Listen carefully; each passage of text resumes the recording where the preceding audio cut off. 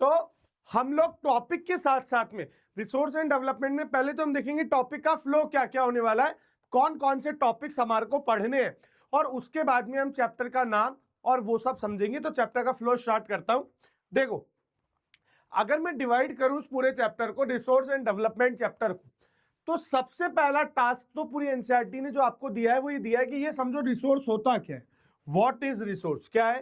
पहला टास्क हमारे लिए समझने का क्या है, व्हाट इज रिसोर्स, रिसोर्स होता क्या है भाई। ठीक है, तो सबसे पहले तो हम ये समझेंगे व्हाट इज रिसोर्स, कि रिसोर्स होता ही क्या है। ठीक है, सबसे पहले हम क्या समझेंगे, व्हाट इज रिसोर्स। सबसे पहले तो व्हाट इज रिसोर्स, और सेकंड हम पढ़ेंगे कि रिसोर्स को हम लोग कैसे कैसे क्लासिफाई करते हैं।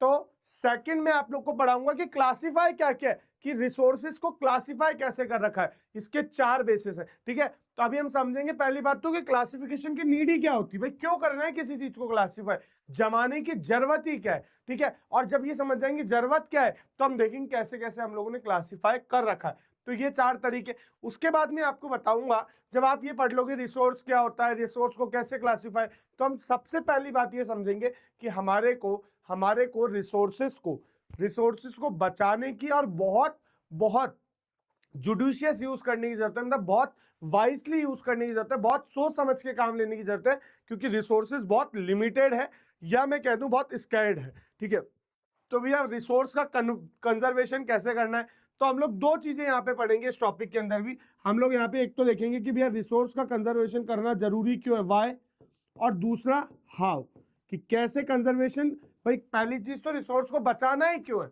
नहीं बचाएंगे तो क्या प्रॉब्लम होगी, और दूसरा हम समझेंगे कि रिसोर्स को बचाएं कैसे। तो 2 क्वेश्चंस पे, दो चीजों पे फोकस करेंगे, एक तो why we should save resources and how we should save resources. और उसके बाद में इस चैप्टर में 2 टॉपिक और पढ़ाए गए हैं। जब आप ये समझ जाओगे रिसोर्स क्या है, सबसे पहले आपको क्या समझाएंगे, रिसोर्स होता क्या है, फिर देखेंगे रिसोर्स का क्लासिफिकेशन कैसे करना है, फिर देखेंगे रिसोर्स को बचाना कैसे है। और जब आप ये समझ जाओगे तो ये 2 रिसोर्स आपको इस चैप्टर में पढ़ाएगा। एक रिसोर्स पढ़ाएगा लैंड रिसोर्स और दूसरा पढ़ाएगा सॉइल रिसोर्स, कि पहली बात तो लैंड रिसोर्स क्या होता है उसको कैसे बचाएं, सॉइल रिसोर्स क्या होता है उसको कैसे बचाएं।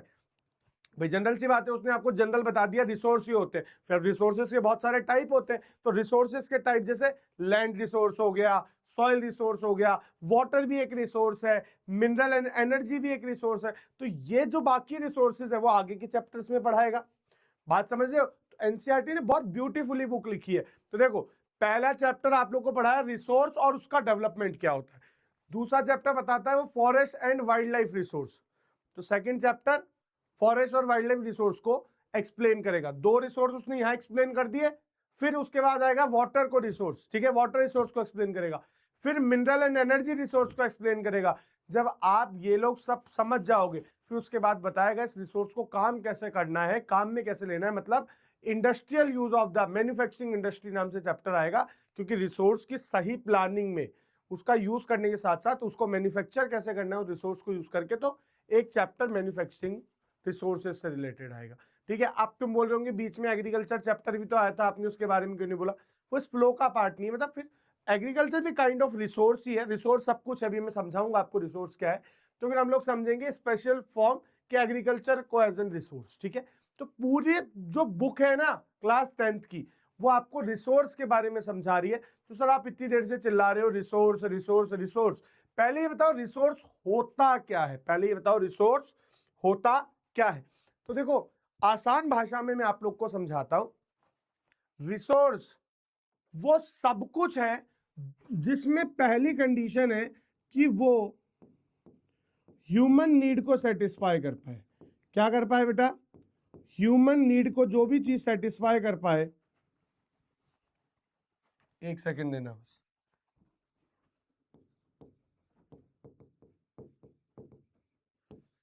जो भी चीज ह्यूमन नीड को सेटिस्फाई करे, इंसान की जरूरत को पूरा कर पाए, वो सब चीज क्या है बेटा, रिसोर्स। सर इंसान की जरूरत को पूरा कर पाए, जैसे कि मान लो तुम्हारा जो बैग है, स्कूल का बैग, वो तुम्हारे काम आ रहा है, तुम्हें हेल्प कर रहा है, तो वो भी क्या है, रिसोर्स। तुम तुम एक एक पेड़ है जिससे तुम आम ले पा रहे हो, आम का पेड़ है, तो आम का पेड़ तुम्हारे लिए रिसोर्स है। तुम्हारे घर पे नल है जिससे तुम्हारे पास पानी आता है, वो नल भी रिसोर्स है और पानी भी रिसोर्स है। क्यों? क्योंकि नल की वजह से पानी आ पा रहा है। तुम्हारे पास में गाड़ी है, वो तुम्हें हेल्प कर रही है, तो गाड़ी तुम्हारे लिए क्या है? रिसोर्स है। पेट्रोल है, पेट्रोल की वजह से गाड़ी चल पा रही है, तो गाड़ी भी तुम्हारे लिए, हाँ ठीक है, गाड़ी भी तुम्हारे लिए क्या है? रिसोर्स है। ये बच्चा कमेंट में पूछ रहा है एग्रीकल्चर करा दिया? हाँ, एग्रीकल्चर ऑलरेडी करा दिया, ये बाकी चैप्टर कराऊंगा, इसलिए एग्रीकल्चर बीच में स्किप मार दिया था। ठीक है, अब आओ। ठीक है, उसके अलावा आप पूछोगे मेरे से कि सर चेयर रिसोर्स है? हाँ रिसोर्स है। जैकेट रिसोर्स है। क्यों? क्योंकि मुझे क्या कर पा रही है? हेल्प कर पा रही है। तो सबसे पहले जो हमारे लिए जरूरत है, वो जरूरत है ये समझना रिसोर्स होता है क्या है। तो भैया रिसोर्स क्या होता है? रिसोर्स वो सब कुछ है, रिसोर्स वो सब कुछ है जो क्या करती है बेटा? ह्यूमन नीड्स को पूरा करती है। रिसोर्स क्या है? Resource everything surround us which can help human being to satisfy their need। तो सबसे पहले बताओ रिसोर्स का मतलब समझ में आया कि अगर मान लो आपके पास में एक नमकीन का पैकेट है ना, खाली पैकेट या कुरकुरे का पैकेट, वो भी तुम्हारे लिए रिसोर्स है। क्यों? क्योंकि उसके अंदर तुमने कुरकुरे पैक करके यूज कर पाए तुम। ठीक है, या फिर मैं बोल दूं तुम्हारे पास तुम्हारा मोबाइल भी तुम्हारा क्या? रिसोर्स। लेकिन जनरली बच्चे क्या समझ रहे होते हैं? सर रिसोर्स का मतलब सर पेड़ पौधे नदी तालाब, नहीं। रिसोर्स का मतलब वो सब कुछ जो भी ह्यूमन को क्या कर सकता है? हेल्प कर सकता है। तो दक्ष जो एक बार पहली बार पढ़ रहा है उसको समझ में आया बेटा रिसोर्स क्या होता है? रिसोर्स क्या है? anything surrounding us which can help human being, anything surrounded us which can help human being to develop is known as resource। लेकिन इन सब के अलावा भी रिसोर्स को कुछ कंडीशन फुलफिल करनी होती है। देखो रिसोर्स क्या है? जो भी ह्यूमन की नीड को सेटिस्फाई कर पाए वो सब रिसोर्स है। लेकिन किसी भी चीज को रिसोर्स बनने के लिए ना, किसी भी चीज को, हाँ पढ़ेंगे आपकी शायरी को, लास्ट में वापस रिपीट कर देना, 100% पढ़ दूंगा। ठीक है, किसी भी चीज को रिसोर्स बनने के लिए उसे कुछ कंडीशंस को फॉलो करना पड़ता है। वो कंडीशन क्या है? कोई भी रिसोर्स तब है जब आपके पास में टेक्नोलॉजी हो उसको एक्सेस करने की। पहली कंडीशन क्या है?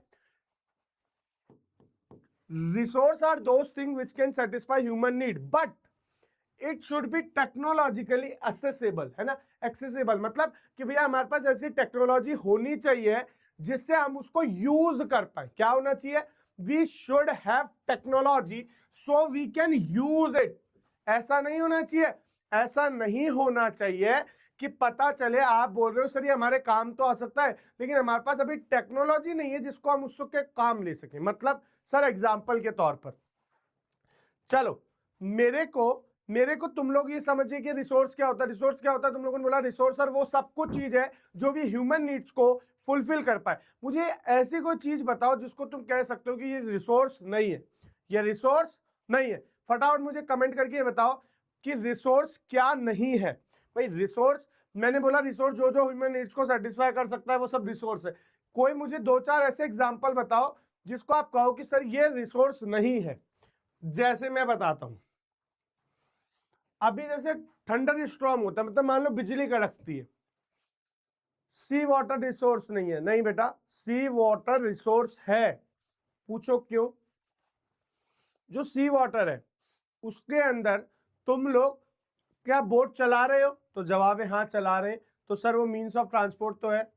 अनएडुकेटेड मैन रिसोर्स नहीं है। अरे कोई बात नहीं, वो जो आदमी है, आदमी रिसोर्स है, वो किसी ना किसी के तो काम आ ही रहा है।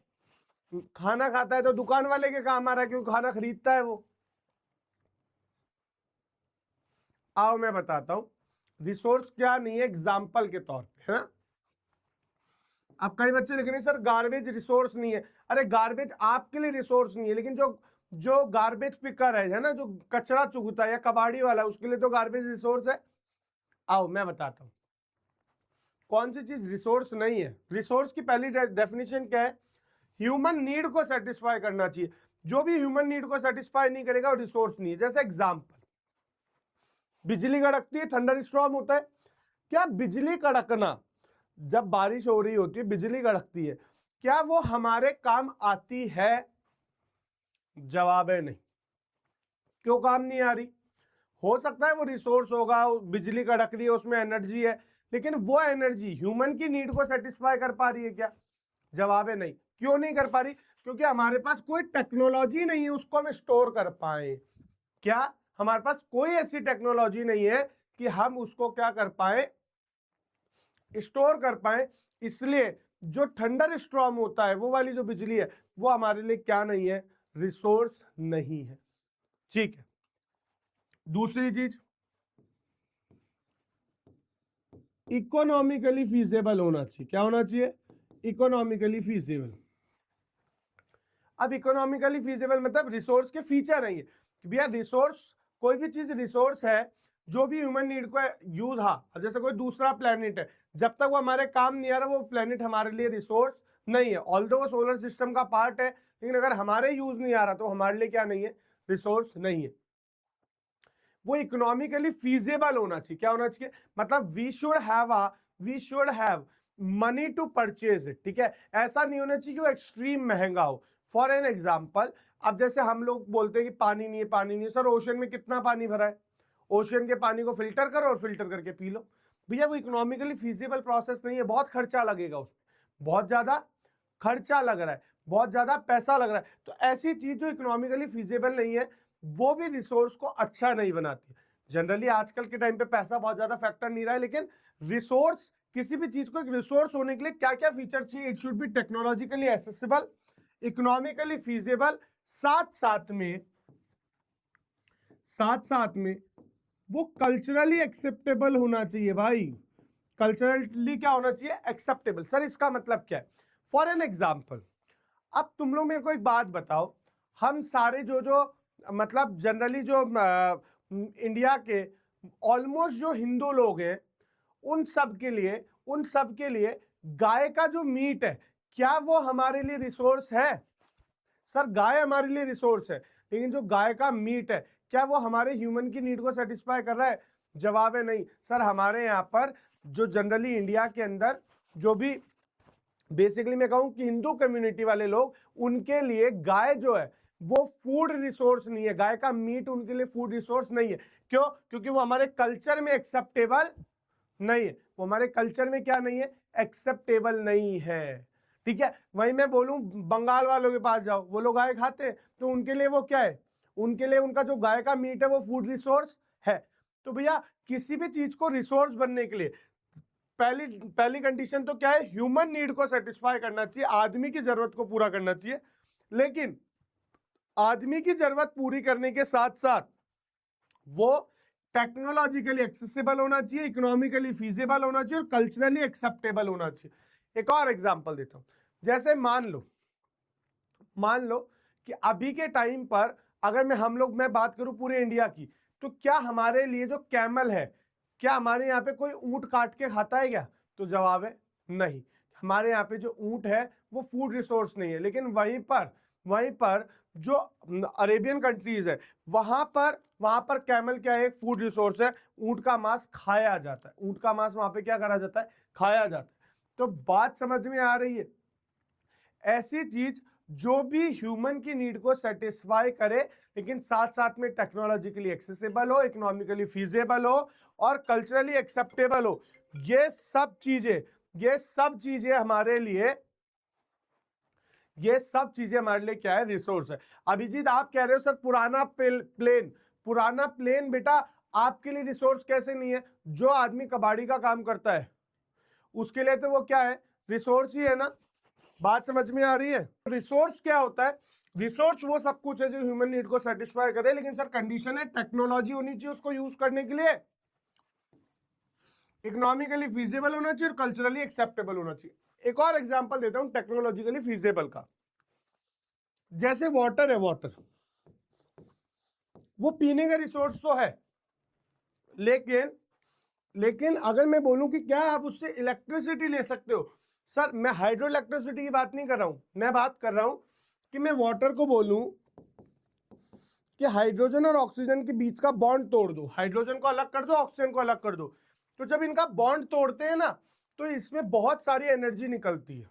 ये बात हमें पता है थ्योरेटिकली, लेकिन हम उस एनर्जी को ट्रैक नहीं कर सकते। हम उस एनर्जी को क्या नहीं कर सकते? ट्रैक नहीं कर सकते, बिकॉज क्योंकि हमारे पास क्या नहीं है, we don't have a proper technology for it. इसका मतलब वो अभी हमारे लिए जो उनका बॉन्ड डिसोसिएशन से जो एनर्जी निकलती है वो हमारे लिए अभी हमारे लिए वो रिसोर्स नहीं है। ड्रिंकिंग रिसोर्स है, वो पानी पीने के काम में आ रहा है, लेकिन वो इलेक्ट्रिकल रिसोर्स के अंदर काम में, इलेक्ट्रिसिटी प्रोड्यूस करने में काम में नहीं आ रहा है। तो बात समझ में आ रही है कि किसी भी चीज को रिसोर्स क्लासिफाई करने के लिए उसमें पहली कंडीशन है ह्यूमन नीड और तीसरी कंडीशन है टेक्नोलॉजिकली एक्सेसिबल, इकोनॉमिकली फीजिबल और कल्चरली एक्सेप्टेबल। मेरे को बताओ पहले तो ये बात सबको क्लियर हुई या नहीं हुई? मैं ज्यादा फोकस क्यों कर रहा हूं? क्योंकि आगे जाके हम रिसोर्स को ही पढ़ने वाले पूरी बुक में। तो पहले ये समझ में आना चाहिए रिसोर्स होता क्या है। बोलो यस और नो। अब जब तुम लोगों ने समझ लिया रिसोर्स क्या होता है, तो अगला काम तुम क्या करोगे? सर रिसोर्स बहुत सारे तरीके के होते होंगे। अब बहुत सारे तरीके के अगर होते होंगे तो अगर हम लोग को उनको पढ़ना है तो सिस्टमेटिक तरीका क्या होना चाहिए? सर हमें उन्हें पहले अरेंज करना चाहिए। हमें क्या करना चाहिए? पहले अरेंज। एग्जाम्पल के लिए समझाता हूं कि हमें क्लासिफिकेशन की जरूरत होती क्यों है, हमें किसी भी चीज को क्लासिफाई करने की जरूरत क्यों है। देखो तुम्हारे को मैं एक एग्जाम्पल देता हूं। सपोज तुमने किराना स्टोर में गए। कहां गए बेटा? किराना स्टोर। अब किराना स्टोर के अंदर तुम लोग गए और तुमने जाकर के वहां पर वो जो किराने वाले भैया थे ना, उन्होंने क्या कर रखा था, वो जैसे सामान कोई भी लाते और ला करके अपनी दुकान में से बीच में से ढेर बना लेते। मतलब अगर वो साबुन लाते यहाँ ला के पटक लेते, सर्फ लेके आए यहाँ ला करके रख लिया, कुरकुरे लाए वो भी एक साथ ही रख दिए, बिस्किट भी एक साथ, अगरबत्ती भी एक साथ, नहाने का साबुन भी एक साथ, है ना, पैड्स भी एक साथ, हम वो बच्चों के डायपर भी एक साथ, दाल भी एक साथ, चीनी भी एक साथ, सबको इकट्ठा करके उन्होंने क्या कर दिया? एक हाइप लगा दी। क्या लगा दी बेटा? एक हाइप लगा दी, जैसे हीप बना दी है ना, एक हीप बना दी, हाइप नहीं सॉरी हीप बना दी। क्या बना दी? एक हीप बना दी, ठीक है, ढेरी बना दी। अब तुम लोग गए वहां पर दुकान पर, बोले भैया एक काम करना, बोले भैया मेरे को है ना, मेरे को आप क्या दे दो, मेरे को आप साबुन दे दो। क्या दे दो? साबुन। आपने बोला डव का साबुन, उन्होंने डव साबुन जैसा दिखने वाला आपको बॉर्बन बिस्किट का पैकेट दे दिया और आप उसको लेकर के ना बाथरूम में चले गए कपड़े खोल के नहाने के लिए, साबुन का पैकेट है खोल के रहूंगा, और पता चल रहा है वहां बिस्किट निकल रहे हैं। ये गलती क्यों हुई?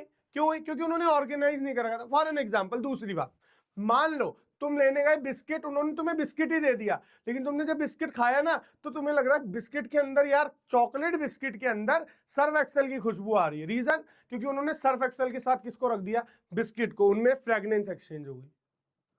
और दूसरी बात, जब तुम भैया से साबुन लेने गए ना तो उन्हें साबुन ढूंढने में 20 मिनट लगी। कारण कि वो बार बार ऐसे पूरे सामान में, ऐसे बिखरे हुए सामान में उसको क्या कर रहे थे? ढूंढ रहे थे। इसके लिए उन्हें क्या करने की जरूरत थी? उन्हें जरूरत थी कि दुकान में वो ऑर्गेनाइज करके रखे कि साबुन एक तरफ, खाने का सामान एक तरफ, खाने के सामान में भी बिस्किट एक तरफ, साबुन में भी अलग अलग तरह से क्लासिफाई, ये नहाने का साबुन, ये कपड़े धोने का साबुन, ये बर्तन धोने का साबुन। अब उस कंडीशन में जब आप गए कि भैया मुझे नहाने वाला साबुन चाहिए, वो लक्ष्य चाहिए, तो वो तुरंत आपको निकाल करके दे देंगे। लेकिन अगर उन्होंने सब कुछ एक साथ रख लिया तो कितनी प्रॉब्लम होगी? बोलो यस और नो। तो वैसे ही सेम अगर हम पूरी ज्योग्राफी को, कोई भी रिसोर्सेज को ऐसे बिखरा हुआ पढ़ते तो इट इज वेरी डिफिकल्ट कि हम उसे पढ़ नहीं पाते। तो ईज करने के लिए हम लोगों ने क्या किया बेटा? हम लोगों ने उन्हें स्ट्रक्चर करने के लिए, हम लोगों ने रिसोर्सेज को स्ट्रक्चर करने के लिए हमने उसका क्या करा बेटा? क्लासीफाई। क्या कर दिया? उसको क्लासीफाई। जैसे दुकान वाले भैया ने किया था कि बिस्किट्स को एक तरफ रखा, नहाने वाले साबुन को एक तरफ रखा, और साबुन में भी क्लासीफाई किया कि भैया साबुन में नहाने वाला अलग, कपड़े धोने वाला अलग, और बर्तन धोने वाला अलग, इवन हैंड वॉश अलग और फेस वॉश अलग। कितना क्लासिफाई किया। अब उससे हुआ क्या? भैया को सामान देना आसान हो गया। तो ऐसे तुम्हें पढ़ने के लिए आसान हो जाए, इसलिए हमारे जो एडुकेटर्स हैं उन सब ने, मतलब हमारे जो टीचर्स वगैरह रहे, उन्होंने क्या करा? जो रिसोर्सेज है उन्हें क्लासिफाई किया, और क्लासिफाई सबने अलग अलग तरह से किया। जैसे मैंने यहाँ पे क्या बोला, साबुन एक तरफ और बिस्किट एक तरफ। अब हो सकता है कोई जना ऐसे जमा सकता है कि भैया साबुन जमाने के भी तरीके होते हैं। तो भैया ऐसे रिसोर्सेज को जमाने के भी अलग अलग तरीके हैं, अलग अलग तरह पे हमने क्लासिफाई किया है। क्लासिफाई पूरे रिसोर्सेज को ही कर रहे हैं, लेकिन क्लासिफाई करने के अलग अलग डिफरेंट डिफरेंट मैनर है। डिफरेंट डिफरेंट क्या है बेटा? मैनर। बोलो इतनी बात सबको समझ आई क्या कि क्या नीड थी क्लासिफिकेशन करने की? अब ये नीड सर आप इतना क्यों समझा रहे हो, ये थोड़ी पूछेगा एग्जाम में। अरे ये पता होना चाहिए ना, एग्जाम में बुक लिखी कैसे गई है भाई। एनसीईआरटी वाला टॉपिक ऐसे दे रहा है तो ऐसे दे क्यों रहा है, ये क्लैरिटी तो हो। बोलो इतनी क्लैरिटी मिली या नहीं मिली?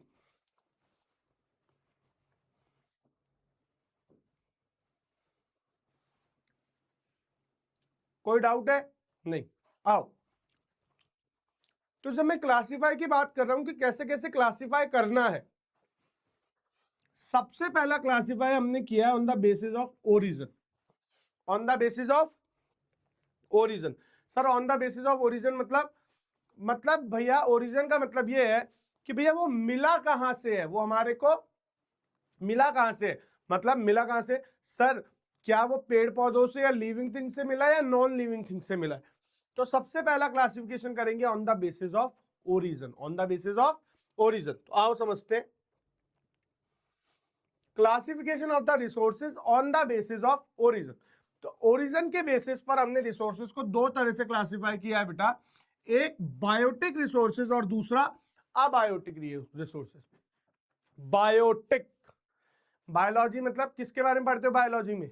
लिविंग थिंग के बारे में। किसके बारे में पढ़ते हो? Living thing. तो ऐसे रिसोर्सेज जो भी हमारे को लिविंग ऑर्गेनिज्म से मिले, मतलब जिंदा चीजों से मिले। अब जिंदा चीजें दो ही होती है अर्थ पर, क्या तो प्लांट और या फिर एनिमल। तो कोई भी चीज हमारे को एनिमल या प्लांट से मिली है तो उसको आप क्या बोलोगे? Biotic resources. क्या बोलोगे बेटा? Biotic resources. क्या बोलोगे? तो देखो बायोटिक रिसोर्सेज हमारे कौन कौन हो गए? प्लांट और एनिमल, ये सब जिंदा है। Humans, micro organism, living resources, इन सबको बायोटिक रिसोर्सेज को हम क्या बोलते हैं? Living resources. और दूसरा तरीका है अबायोटिक। और अबायोटिक में कौन से रिसोर्सेज आते हैं? वो सब चीजें जो नॉन लिविंग थिंग है, जैसे कि ये टीवी, ये घर, ये पेन, ये जैकेट, ये सब क्या है? Abiotic resource. वहीं पर आप में आपका कुत्ता, गाय, बिल्ली, पेड़ पौधे, ये सब क्या है बेटा? Biotic resources. तो बायोटिक मतलब लिविंग थिंग और अबायोटिक मतलब नॉन लिविंग रिसोर्सेज। तो पहला ओरिजिन, पहला क्लासिफिकेशन समझ में आया। तो फर्स्ट हमने क्या करा है? Classify on the basis of, classify on the basis of origin. बात समझ में आई कि वो मिला कहां से। अब देखो दूसरा क्लासिफाई हम लोगों ने किसके बेसिस पर करा है? On the basis of exhaustibility. Exhaustibility मतलब कि भैया कौन सा रिसोर्स कितने दिन में एग्जॉस्ट हो जाएगा, खत्म हो जाएगा। मतलब सर हाँ, कुछ रिसोर्सेज हैं जो लाइफ टाइम चल सकते हैं, जिंदगी भर, है ना। जब तक अर्थ की वैलिडिटी है तब तक उन रिसोर्सेज की भी वैलिडिटी। लेकिन कुछ रिसोर्सेज ऐसे हैं जो अभी तो है लेकिन वो बाद में बचेंगे नहीं बचेंगे उस बात की गारंटी नहीं है, बिकॉज उनको बनने में बहुत टाइम लग रहा है। उनको बनने में क्या हो रहा है? बहुत टाइम। ऐसा नहीं है कि वो आज आज जैसे मान लो कि तुमने पेड़ पे से आम तोड़ा, आपने अभी तोड़ लिया, अगले साल दोबारा आ जाएंगे। लेकिन वहीं पर अगर आपने अर्थ में से एक बार आयरन निकाल लिया और उसको यूज ले लिया, या मान लो आपने अर्थ में से थोड़ा सा पेट्रोल निकाल लिया और उसको यूज ले लिया, तो वो दोबारा से रिन्यू होने में बहुत टाइम ले।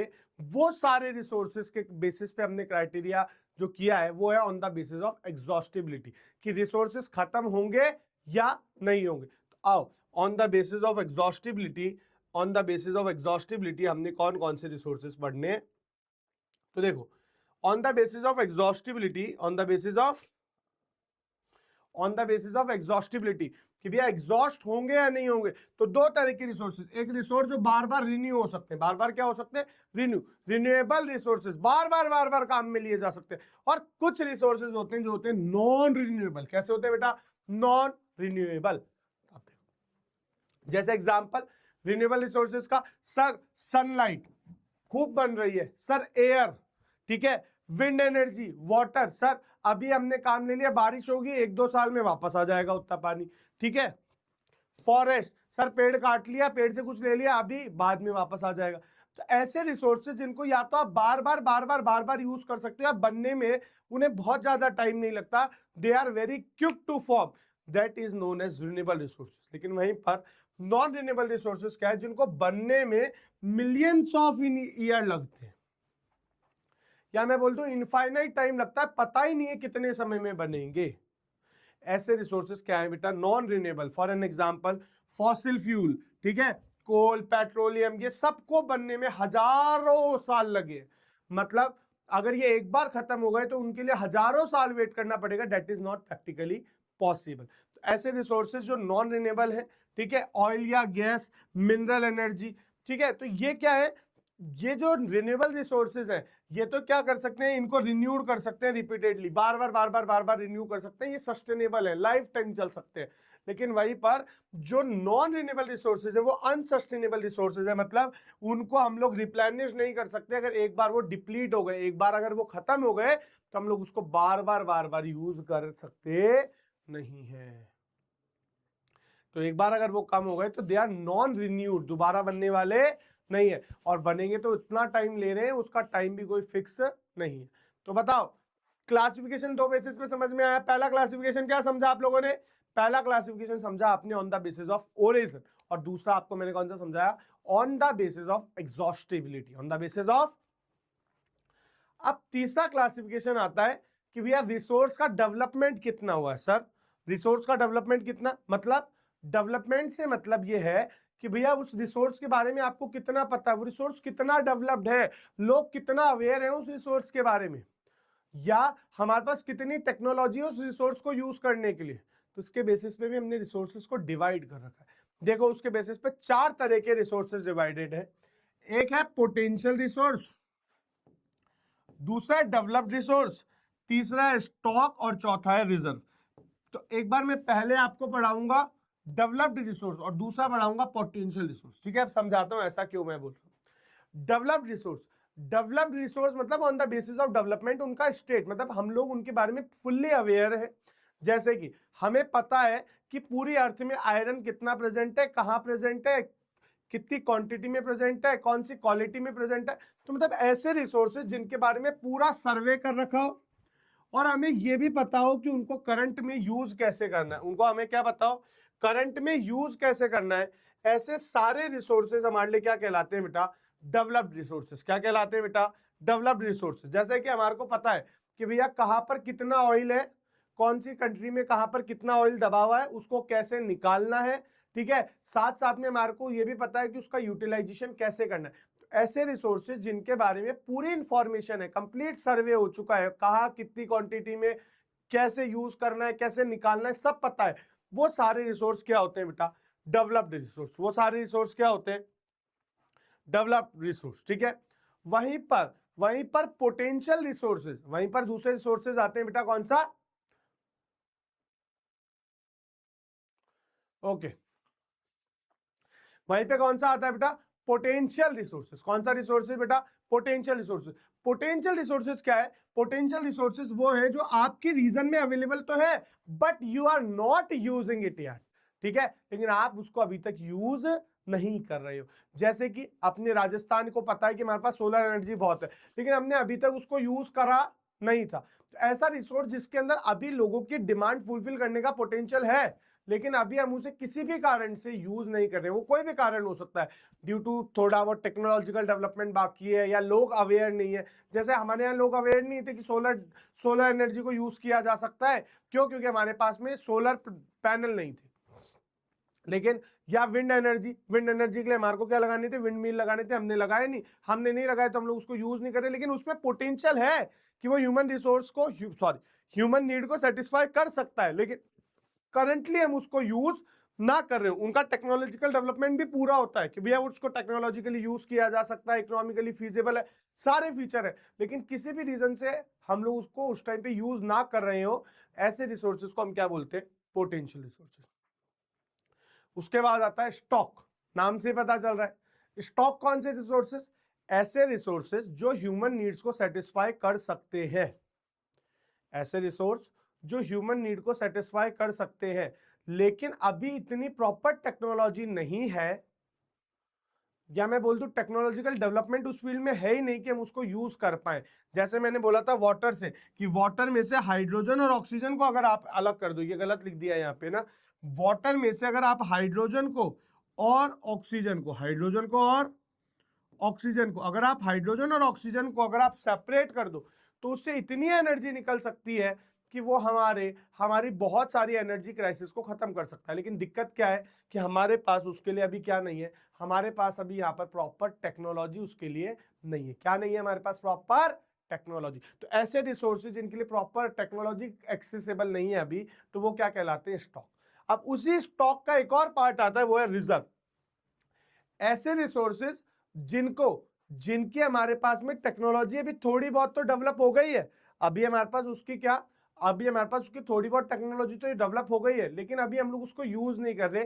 क्यों? क्योंकि हमने उसको फ्यूचर आने वाली जनरेशन के लिए छोड़ा है कि भैया हम लोग ही सब खत्म करके चले जाएंगे, तो वो लोग क्या करेंगे? तो ऐसे रिसोर्सेज जिनको हमने कंजर्व रखा है फ्यूचर जनरेशन के लिए, वो क्या कहलाते हैं? Reserve. Subset of stock that can be tap with existence technology, कि जिसको हम लोग अभी एग्जिस्टेंस टेक्नोलॉजी के थ्रू यूज कर सकते हैं, लेकिन हम लोग कर नहीं रहे ताकि फ्यूचर जनरेशन के लिए बचा रहे। लाइक हम लोग रिवर वाटर, या जैसे इंडिया की बात करूं मैं, तो इंडिया के पास में भी ऑयल पेट्रोल है, लेकिन हम अपना ऑयल पेट्रोल निकालते नहीं है। हम क्या करते हैं?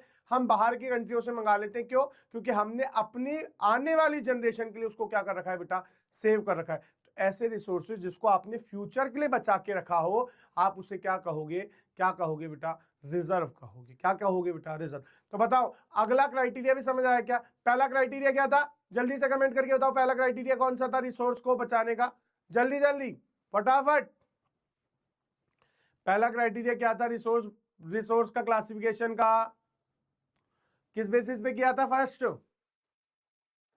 फर्स्ट किया था on the basis of origin. Second कौन सा बेसिस था? सेकंड कौन सा था? सेकंड था on the basis of exhaustibility, की रिन्यूएबल है या नॉन रिन्यूएबल है। और थर्ड कौन सा था?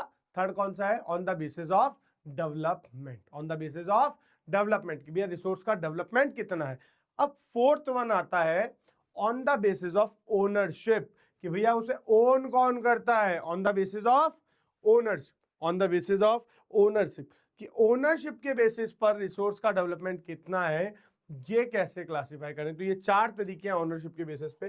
पहला है इंडिविजुअल रिसोर्स, दूसरा है कम्युनिटी रिसोर्स, तीसरा है नेशनल रिसोर्स, और चौथा है इंटरनेशनल रिसोर्स। इंडिविजुअल रिसोर्स मतलब आपका घर, आपकी दुकान, आपकी गाड़ी, आपका घर, आप मतलब मान लो आपका लैपटॉप, तो ये सारे रिसोर्सेज जिसका आपके पास में ओनरशिप किसी पर्टिकुलर आदमी के पास हो।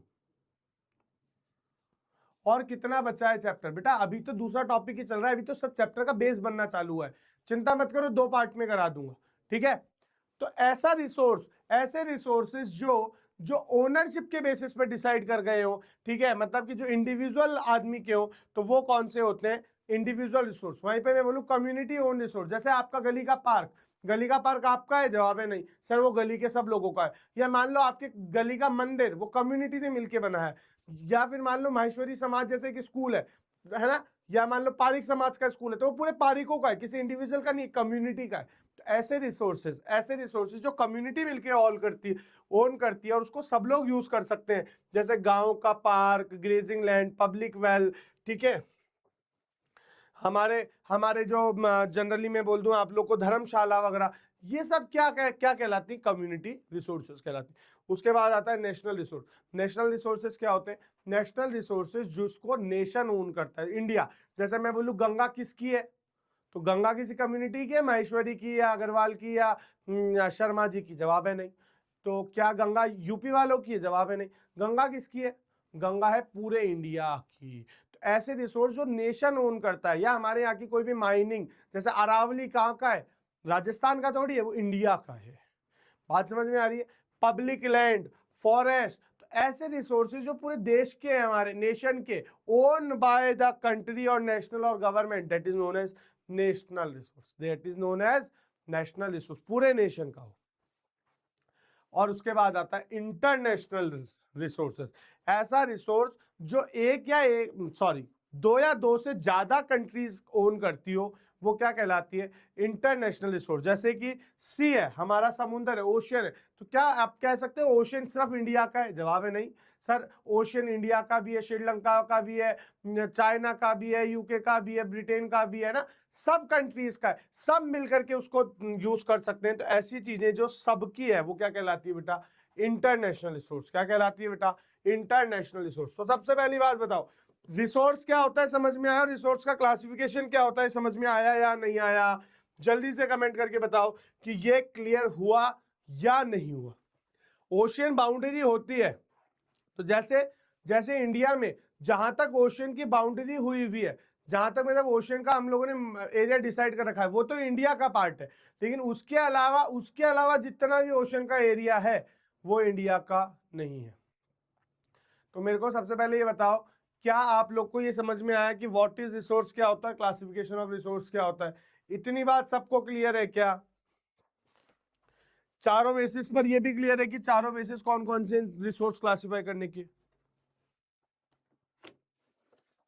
चारों बेसिस भी समझ में है। तो अगला अगला हमारे को आता है कि भैया जब आपने पढ़ लिया रिसोर्स क्या होते हैं, रिसोर्स के रिसोर्स के टाइप क्या होते हैं, तो अगली चीज आती है कि सर ये बताओ रिसोर्स को बचाएं कैसे?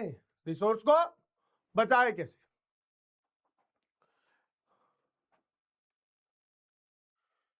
क्या अब हम लोग क्या पढ़ेंगे बेटा? हम लोग ये पढ़ेंगे कि भैया सर रिसोर्स को बचाया कैसे जाए, हाउ टू कंजर्व रिसोर्स। भाई तुम लोग खुद सोचो, जब आप लोगों ने ये जान लिया रिसोर्स क्या होता है ना, रिसोर्स क्या होता है आप लोगों ने ये जान लिया, आप लोगों ने ये जान लिया, आप लोगों ने ये जान लिया कि सर रिसोर्स के क्लासिफिकेशन कितने हैं, तो आप लोग क्या जानना चाहोगे? सर रिसोर्स को बचाए कैसे? तो समझ में आ गया रिसोर्स बहुत ज्यादा इंपॉर्टेंट है। तो आप लोगों ने लिखा पहले जने ने sustainable development. Yes sustainable development है, लेकिन मैं उससे पहले ये जानना चाहता हूं, मुझे ये बताओ कि रिसोर्स बचाने की जरूरत ही क्या है? रिसोर्स बचाने की जरूरत ही क्या है? Why there is a need to conserve resources? मुझे जल्दी जल्दी कमेंट में बताओ तुम लोग क्या समझते हो, सर रिसोर्स नहीं बचाया तो क्या नुकसान हो जाएगा? Why there is a need to conserve resources? बोलो भैया, तुम लोग बताओ पहले कि सर रिसोर्स को कंजर्व करने की जरूरत ही क्या है? आओ मैं आप लोग को बताता हूं, अगर हम लोगों ने रिसोर्स को डेवलप नहीं किया सर, तो देखो सबसे बड़ी दिक्कत क्या है? अगर हम लोगों ने रिसोर्स को बचाया नहीं, अगर हम लोगों ने क्या नहीं किया बेटा, रिसोर्स को सेव नहीं किया, तो हम लोगों के साथ क्या क्या प्रॉब्लम हो सकती है? देखो हमारे को रिसोर्स कंजर्वेशन करने की जरूरत क्यों है? पहला पॉइंट तो ये सर डेवलपमेंट रुक सकता है, ठीक है। देखो सबसे पहला पॉइंट तो ये है कि हमारे यहाँ पे जो रिसोर्स है वो किसी इंडिविजुअल आदमी की लालच को पूरा करने के लिए नहीं है। जैसे मान लो बीइंग अ इंडिविजुअल पर्सन, तो मैं क्या चाहता हूं सारा गोल्ड निकले और मेरे घर में आके स्टोर हो जाए, लेकिन या सारा सिल्वर निकले और मेरे पास आ जाए, क्या ये प्रैक्टिकली पॉसिबल है? क्या सिर्फ मेरी ही ग्रीड क्या सिर्फ मेरी ही ग्रीड पूरी हो, ये बात सही है क्या? तो जवाब है नहीं sir.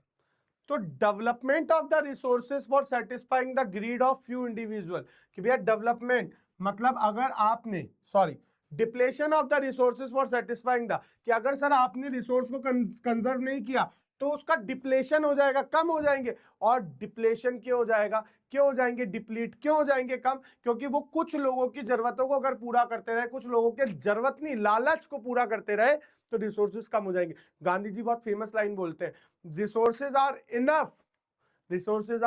Enough to satisfy the human need but not the human greed. कि भैया लोगों के लालच पूरा करने जितने रिसोर्स तो हमारे पास नहीं है, लेकिन लोगों की जरूरत पूरा करने जितने हैं। तो जरूरत पूरा करने के लिए तो सबसे पहले अगर हम लोगों ने कंजर्व नहीं किया तो बोले डिप्लीट हो जाएंगे, ठीक है। दूसरा क्या है, हमारे यहाँ पे जो रिसोर्सेज का एक्यूमुलेशन है वो कुछ लोगों के पास रह जाएगा। Accumulation of resources in few hand which in turn divided the society into two segment, have and have not, मतलब रिच और पुअर।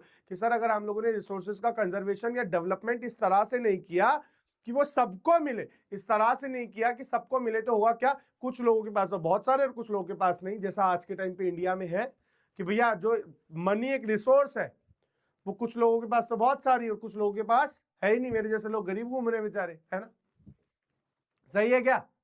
तो भैया डेवलपमेंट ऑफ द रिसोर्स का मतलब कंजर्वेशन ऑफ द रिसोर्स से हमारा ये भी मतलब है कि सर ताकि वो एक हाथ में एक्यूमुलेट ना हो। ठीक है, हाँ, अकोर्ड बाय महात्मा गांधी। अब दूसरा, सर अगर आप लोग रिसोर्स को इनडिस्क्रिमिनेटली यूज करे गए, मतलब बिना बिना ये कैरेक्टराइज करे कि भैया कहां करना है कहां नहीं करना, अगर आपने इनडिस्क्रिमिनेटली अगर इसको यूज किया तो जो सबसे बड़ी प्रॉब्लम होगी उससे क्या होगा भैया, ग्लोबल इकोलॉजिकल क्राइसिस आ जाएगा। क्या होगा बेटा? ग्लोबल इकोलॉजिकल क्राइसिस, जैसे कि ग्लोबल वार्मिंग की अगर आप लोग रिसोर्सेज को यूज करे गए, पेड़ काटे गए लकड़ियों के लिए, नदियों का सारा पानी निकाल निकाल के पी गए, तो होगा क्या सर? ग्लोबल वार्मिंग जैसी सिचुएशन आ जाएगी, ओजोन लेयर डिप्लेट हो रही है, एनवायरमेंट पॉल्यूशन हो रहा है, और साथ साथ में लैंड डिग्रेडेशन जैसी चीजें होने लग जाएगी। तो सर अगर हम लोगों ने रिसोर्स को प्रॉपरली प्लानिंग नहीं किया, अगर हमने कंजर्व नहीं किया, तो सबसे बड़ी प्रॉब्लम ये होगी कि आने वाले जो लोग बाग हैं, जो फ्यूचर जनरेशन है, वो भी सस्टेन नहीं कर पाएगी। तो आप लोग मेरी बात समझ पा रहे हो कि सर रिसोर्स का डेवलपमेंट इसलिए भी जरूरी है ताकि हम उसे क्या कर पाए बेटा? कंजर्व कर पाए। ठीक है, और conservation of resources known as development of resource, कुछ अलग नहीं है। और डेवलपमेंट की सबसे ज्यादा जरूरत क्या है? नहीं तो डिप्लेशन हो जाएगा उस रिसोर्स का, एक्यूमुलेशन अगर कुछ हाथ में होगा तो हैव और हैव नॉट जैसी चीज हो जाएगी, साथ साथ में अगर इनडिस्क्रिमिनेटली यूज करते रहे तो बहुत सारी ग्लोबल प्रॉब्लम आएगी। और उन्हीं सभी के साथ में सबसे बड़ी जो प्रॉब्लम हमारी आएगी वो क्या? हम लोग क्या नहीं कर पाएंगे? Sustainable development. क्या नहीं कर पाएंगे बेटा? Sustainable development. अब ये सस्टेनेबल डेवलपमेंट कौन सी बीमारी है? सस्टेनेबल डेवलपमेंट है कि development in that manner so it can satisfy future need, sorry, it can satisfy present need but can also preserve for future generation। मतलब भैया आपको रिसोर्सेज को यूज करना है करो, उन्हें डेवलप करना है करो, लेकिन डेवलपमेंट उनके कॉस्ट पर नहीं होना चाहिए। डेवलपमेंट इस तरह से करना है हमारे को रिसोर्सेज का ताकि उसको प्रेजेंट वाले जो लोग हैं, प्रेजेंट की जो नीड है वो भी सेटिस्फाई हो जाए। भाई ऐसा ना हो कि तुम बोलो कि हमने पानी बचा रखा है हमारे आने वाले बच्चों के लिए, पता चल रहा है तुम बच्चे पैदा ही नहीं कर पा रहे, तुम मर गए बिना पानी पिए। नहीं, तो ऐसा नहीं करना है। तो करना क्या है भैया? खुद की प्रेजेंट नीड भी सेटिस्फाई हो जाए, लेकिन साथ साथ में जो फ्यूचर नीड है ना वो भी क्या नहीं होनी चाहिए? फ्यूचर नीड भी क्या नहीं होनी चाहिए? सैक्रिफाइस नहीं होनी चाहिए। इस तरह का जो डेवलपमेंट है वो क्या कहलाता है बेटा? Sustainable development. तो हमारे को रिसोर्स को कंजर्व करने की जरूरत क्या है? क्यों है हमारे को रिसोर्स की कंजर्व करने की? इसलिए भी जरूरत है ताकि क्या कर पाए हम? सस्टेनेबल डेवलपमेंट कर पाए। क्या कर पाए बेटा? Sustainable development. तो देखो रिसोर्सेज आ जाए कि why there is a need to conserve resources, तो आप ये 3 पॉइंट लिख दोगे, साथ साथ में लिखोगे for sustainable development so that resources can be satisfy the future need and present need. ठीक है, दूसरी बात अब यहां पर रिसोर्स को कंजर्व करने के लिए, रिसोर्स को कंजर्व करने पर ही एक बात आती है बेटा। रिसोर्स को कंजर्व करने पर क्या बात आती है? रिसोर्स को कंजर्व करने के लिए एक इसी तरह का एक मीटिंग हुआ था। इस तरह का क्या हुआ था बेटा? एक मीटिंग हुआ था। अब ये मीटिंग कब हुआ था? ये एक मीटिंग हुआ था जिसका नाम था बेटा रियो दी जर्नियो अर्थ समिट। ठीक है, रायो दी जर्नियो, ठीक है, रियो दी जर्नियो अर्थ समिट था। और उस अर्थ समिट के अंदर, उस अर्थ समिट में रियो दी जर्नियो है ना, रियो दी जेनरियो बोलते हैं इसको, हाँ, रियो दी जेनरियो अर्थ समिट हुआ था। और ये अर्थ समिट कब हुआ था? ये अर्थ समिट हुआ था 1992 में। 1992 में हुआ क्या था? ऑलमोस्ट 100 कंट्रीज के ऑलमोस्ट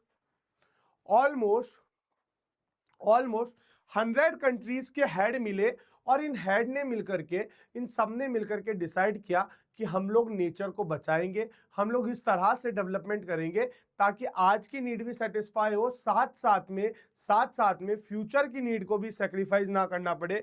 और साथ में तो ये जो रियो दी अर्थ समिट 1992 में हुई थी, तो ये कहाँ हुई थी बेटा? ब्राजील में हुई थी। कहाँ हुई थी बेटा? ब्राजील में। कौन सी? रियो दी जेनेरियो अर्थ समिट। ठीक है, तो इसके अंदर इन लोगों ने सबने मिलकर के क्या कह रहा था? इन लोगों ने एक एजेंडा लिया था कि हम लोग सस्टेनेबल डेवलपमेंट की तरफ बढ़ेंगे, हम इस तरह से डेवलपमेंट करेंगे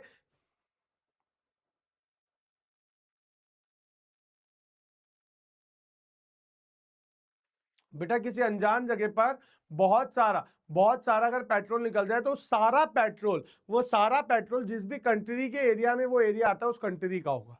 ठीक है, अगर मान लो कि आप लोग मान लो जैसे तुम्हारा बहुत बड़ा खेत है और वहां पे बहुत सारा पेट्रोल निकल गया, तो पेट्रोल को आप यूज नहीं कर सकते, वो गवर्नमेंट का है, नेशनल रिसोर्स है क्योंकि वो।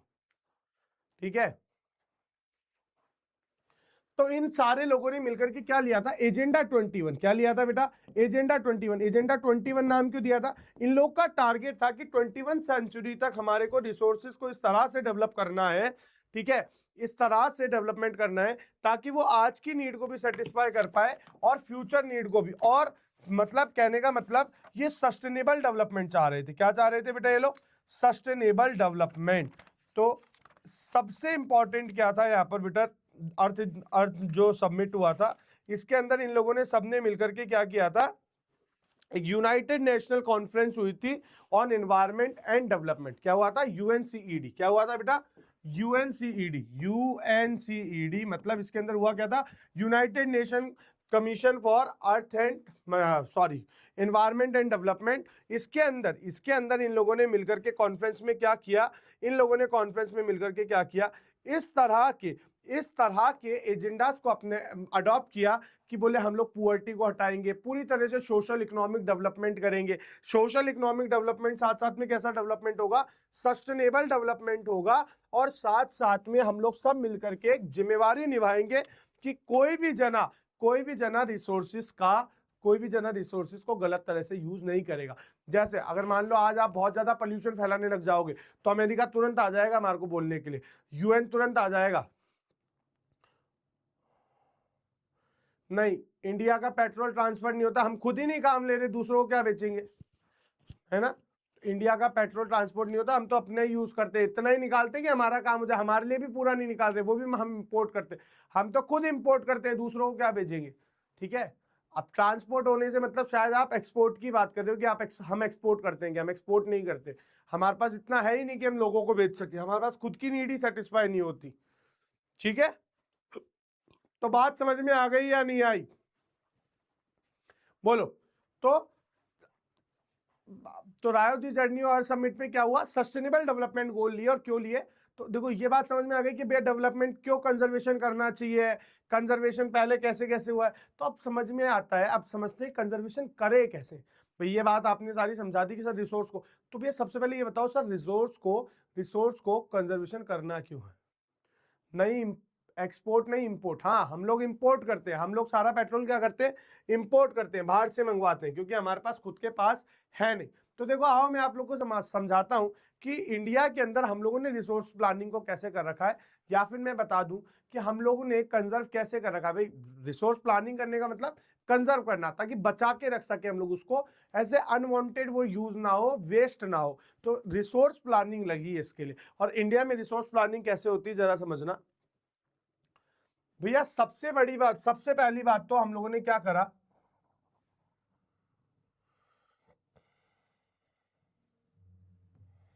सबसे पहले तो हम लोगों ने रिसोर्स प्लानिंग या कहीं पे भी कंजर्वेशन करना है, उसके लिए हमें सबसे ज्यादा जरूरी है कि भैया पहले तो ये आइडेंटिफाई करो और इन्वेंटरी देखो कि भैया कितना रिसोर्स कहाँ पे प्रेजेंट है, मतलब कि ये पता लगाओ कि भैया कहाँ पर प्रेजेंट है। और दूसरी चीज ये पता लगाओ, इन्वेंटरी बनाना मतलब कितना प्रेजेंट है। और वो कैसे पता लगाया हम लोगों ने बहुत सारे सर्वे करे, बहुत सारे मैप्स बनाए, क्वालिटेटिव क्वांटिटेटिव एस्टिमेशन किया, मेजरमेंट ऑफ द रिसोर्स किया कि भैया रिसोर्स कितना प्रेजेंट है, कौन सी क्वालिटी में प्रेजेंट है और कितना क्वांटिटी में प्रेजेंट है। तो भैया सबसे पहले कंजर्वेशन का पहला स्टेप क्या होता है, पहले ये पता लगाओ कि रिसोर्स है कितना आपके पास।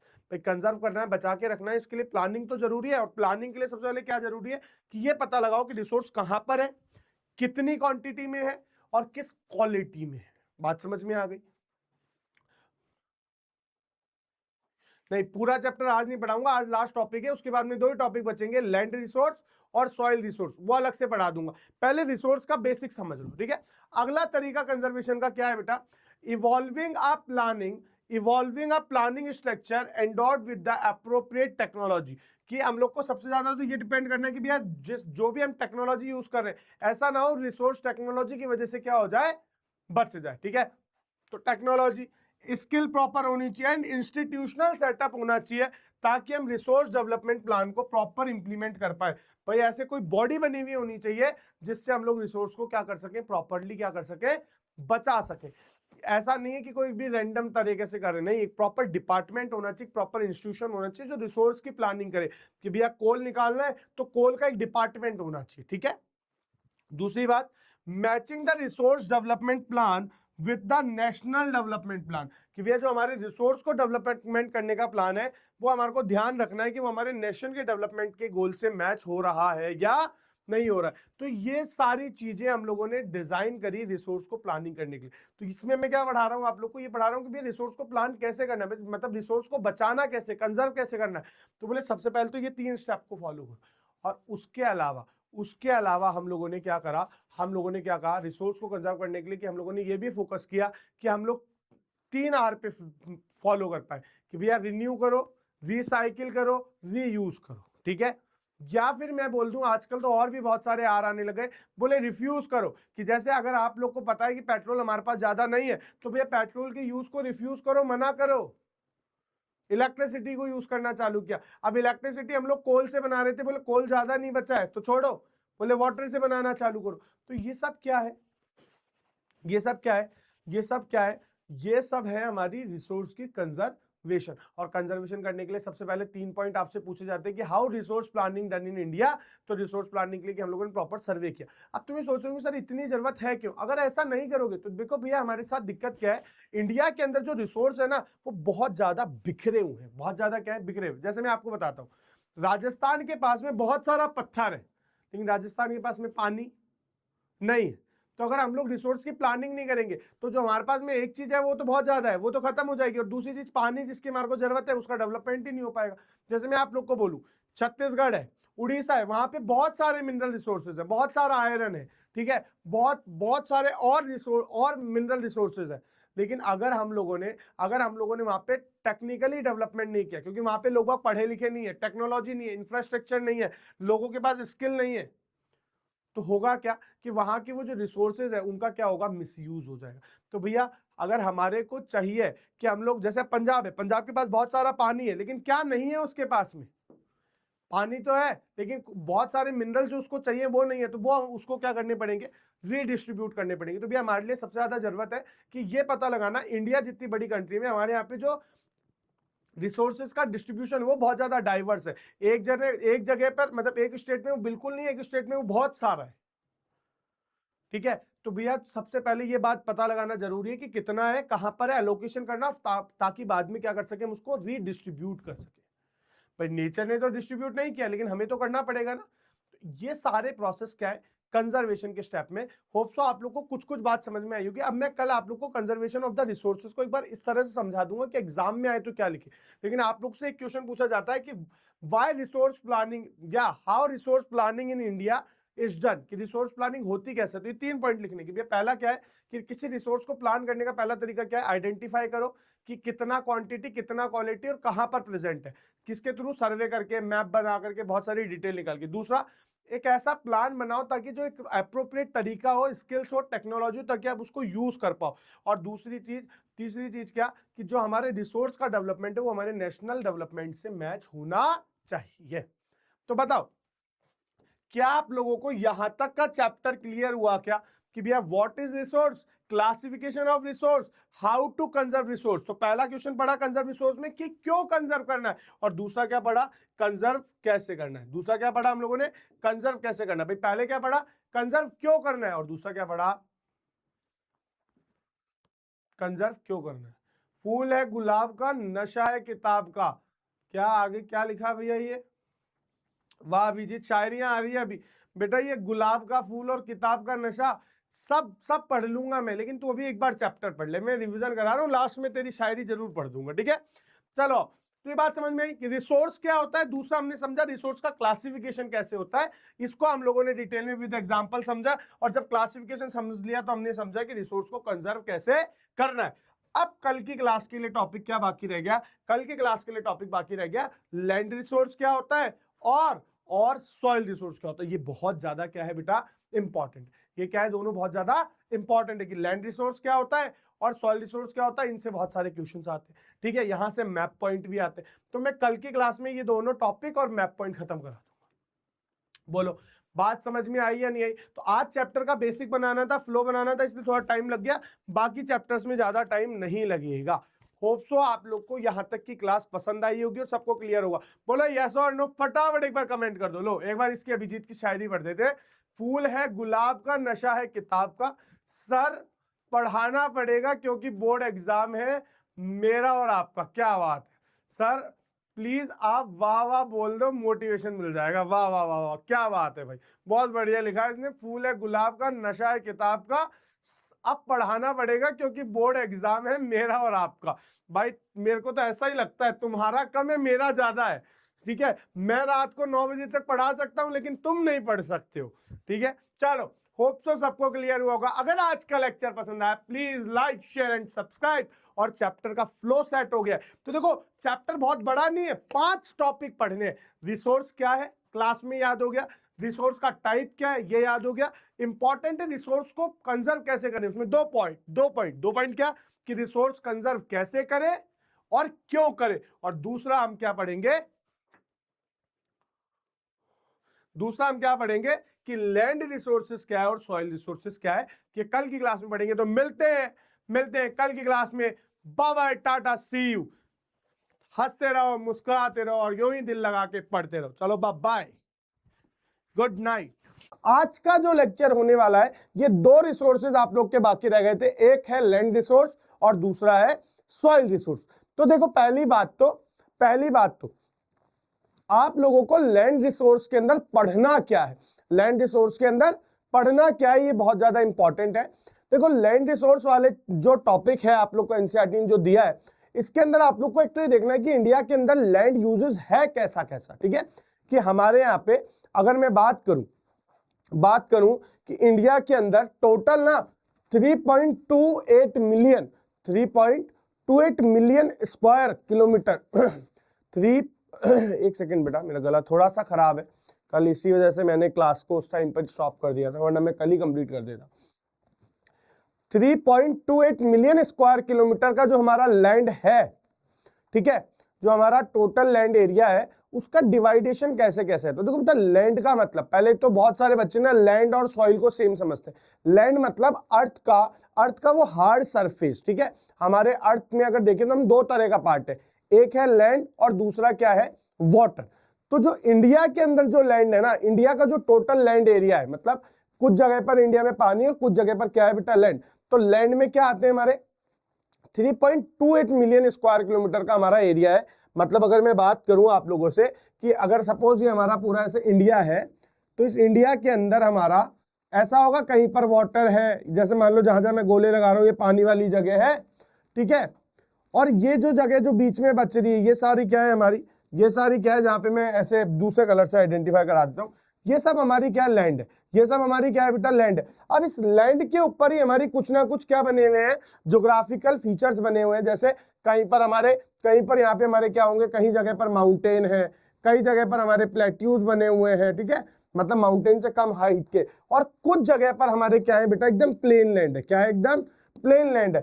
तो इस सब को अगर मैं बोल दूं तो हमारे पास जितनी टोटल लैंड है, पानी वाले को छोड़ करके वो वाली जो एरिया है, जो टोपोग्राफी, उसी को हम लोग क्या बोल रहे हैं, लैंड बोल रहे हैं। और उस लैंड में अगर मैं डिवाइड करूं तो 100% लैंड में से हमारे पास में 30% एरिया तो लैंड में से किसने ऑक्यूपाई कर रखा है, 30% जो हमारी लैंड है वहां पे क्या बने हुए हैं, माउंटेन्स बने हुए हैं।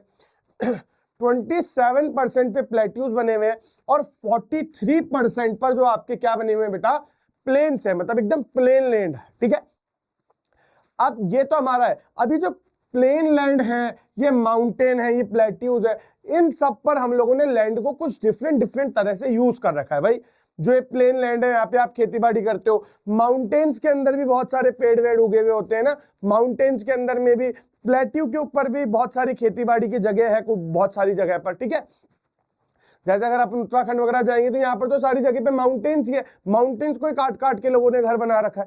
तो ये जो लैंड है, ये हमारे पास में जो डिफरेंट तरह से, इसको हमने बहुत सारी चीजों में यूज कर रखा है। तो हम लोग जो इस चैप्टर में पढ़ने वाले हैं लैंड के बारे में, हम ये पढ़ेंगे कि लैंड यूज इंडिया में कैसे कैसे हो रखा है। हमने लैंड यूज पैटर्न क्या है हमारा, और उसके बाद हम देखेंगे कि क्या कारण है जिसकी वजह से हमारी लैंड डिग्रेड होती जा रही है, लैंड की जो क्वालिटी है वो खत्म होती जा रही है। Is it okay? चलो आओ देखो, मैं आपको बताता हूं जो लैंड यूज है हमारे यहाँ पे जो लैंड हमने यूज कर रखी है, ये मेजरली देखो, मैं अगर आपको ब्रॉडली डिवाइड करूं तो दो तरह से हमने डिवाइड कर रखी है। एक वो जहां पर पेड़ पौधे उगे हुए, एक वो जहां पेड़ पौधे नहीं उगे हुए। मतलब आप ऐसे बोल दो एक तरह से कल्टीवेटेड और नॉन कल्टीवेटेड। अब कल्टीवेटेड में क्या है, कुछ लैंड पर तो क्या कल्टीवेशन हो रखा है बेटा, फॉरेस्ट का कल्टीवेशन हो रखा है। किसका कल्टीवेशन हो रखा है बेटा, फॉरेस्ट का। क्या उगा हुआ है वहां पर, जंगल उगा हुआ है, ठीक है, लैंड में ही तो जंगल उगा हुआ है, ठीक है। और कुछ जगह पर जंगल के अलावा हमारे पास में क्या है बेटा, ऐसी कुछ लैंड है जहां पे हम लोगों ने क्या कर रखा है, अपना खेती बाड़ी का काम कर रखा है, ठीक है। देखो मैंने यहाँ पर आपको फॉरेस्ट ये एनसीईआरटी के अकॉर्डिंग क्लासिफिकेशन, लेकिन अगर मैं आपको ब्रॉड क्लासिफिकेशन करूं मोटा मोटी, तो आप इस तरह से भी इसको क्लासिफाई कर सकते हो कि दो तरह से सर, एक तो कल्टीवेटेड और दूसरी कौन सी, अनकल्टीवेटेड। अब कल्टीवेटेड लैंड में क्या मतलब, जो उगा हुआ है।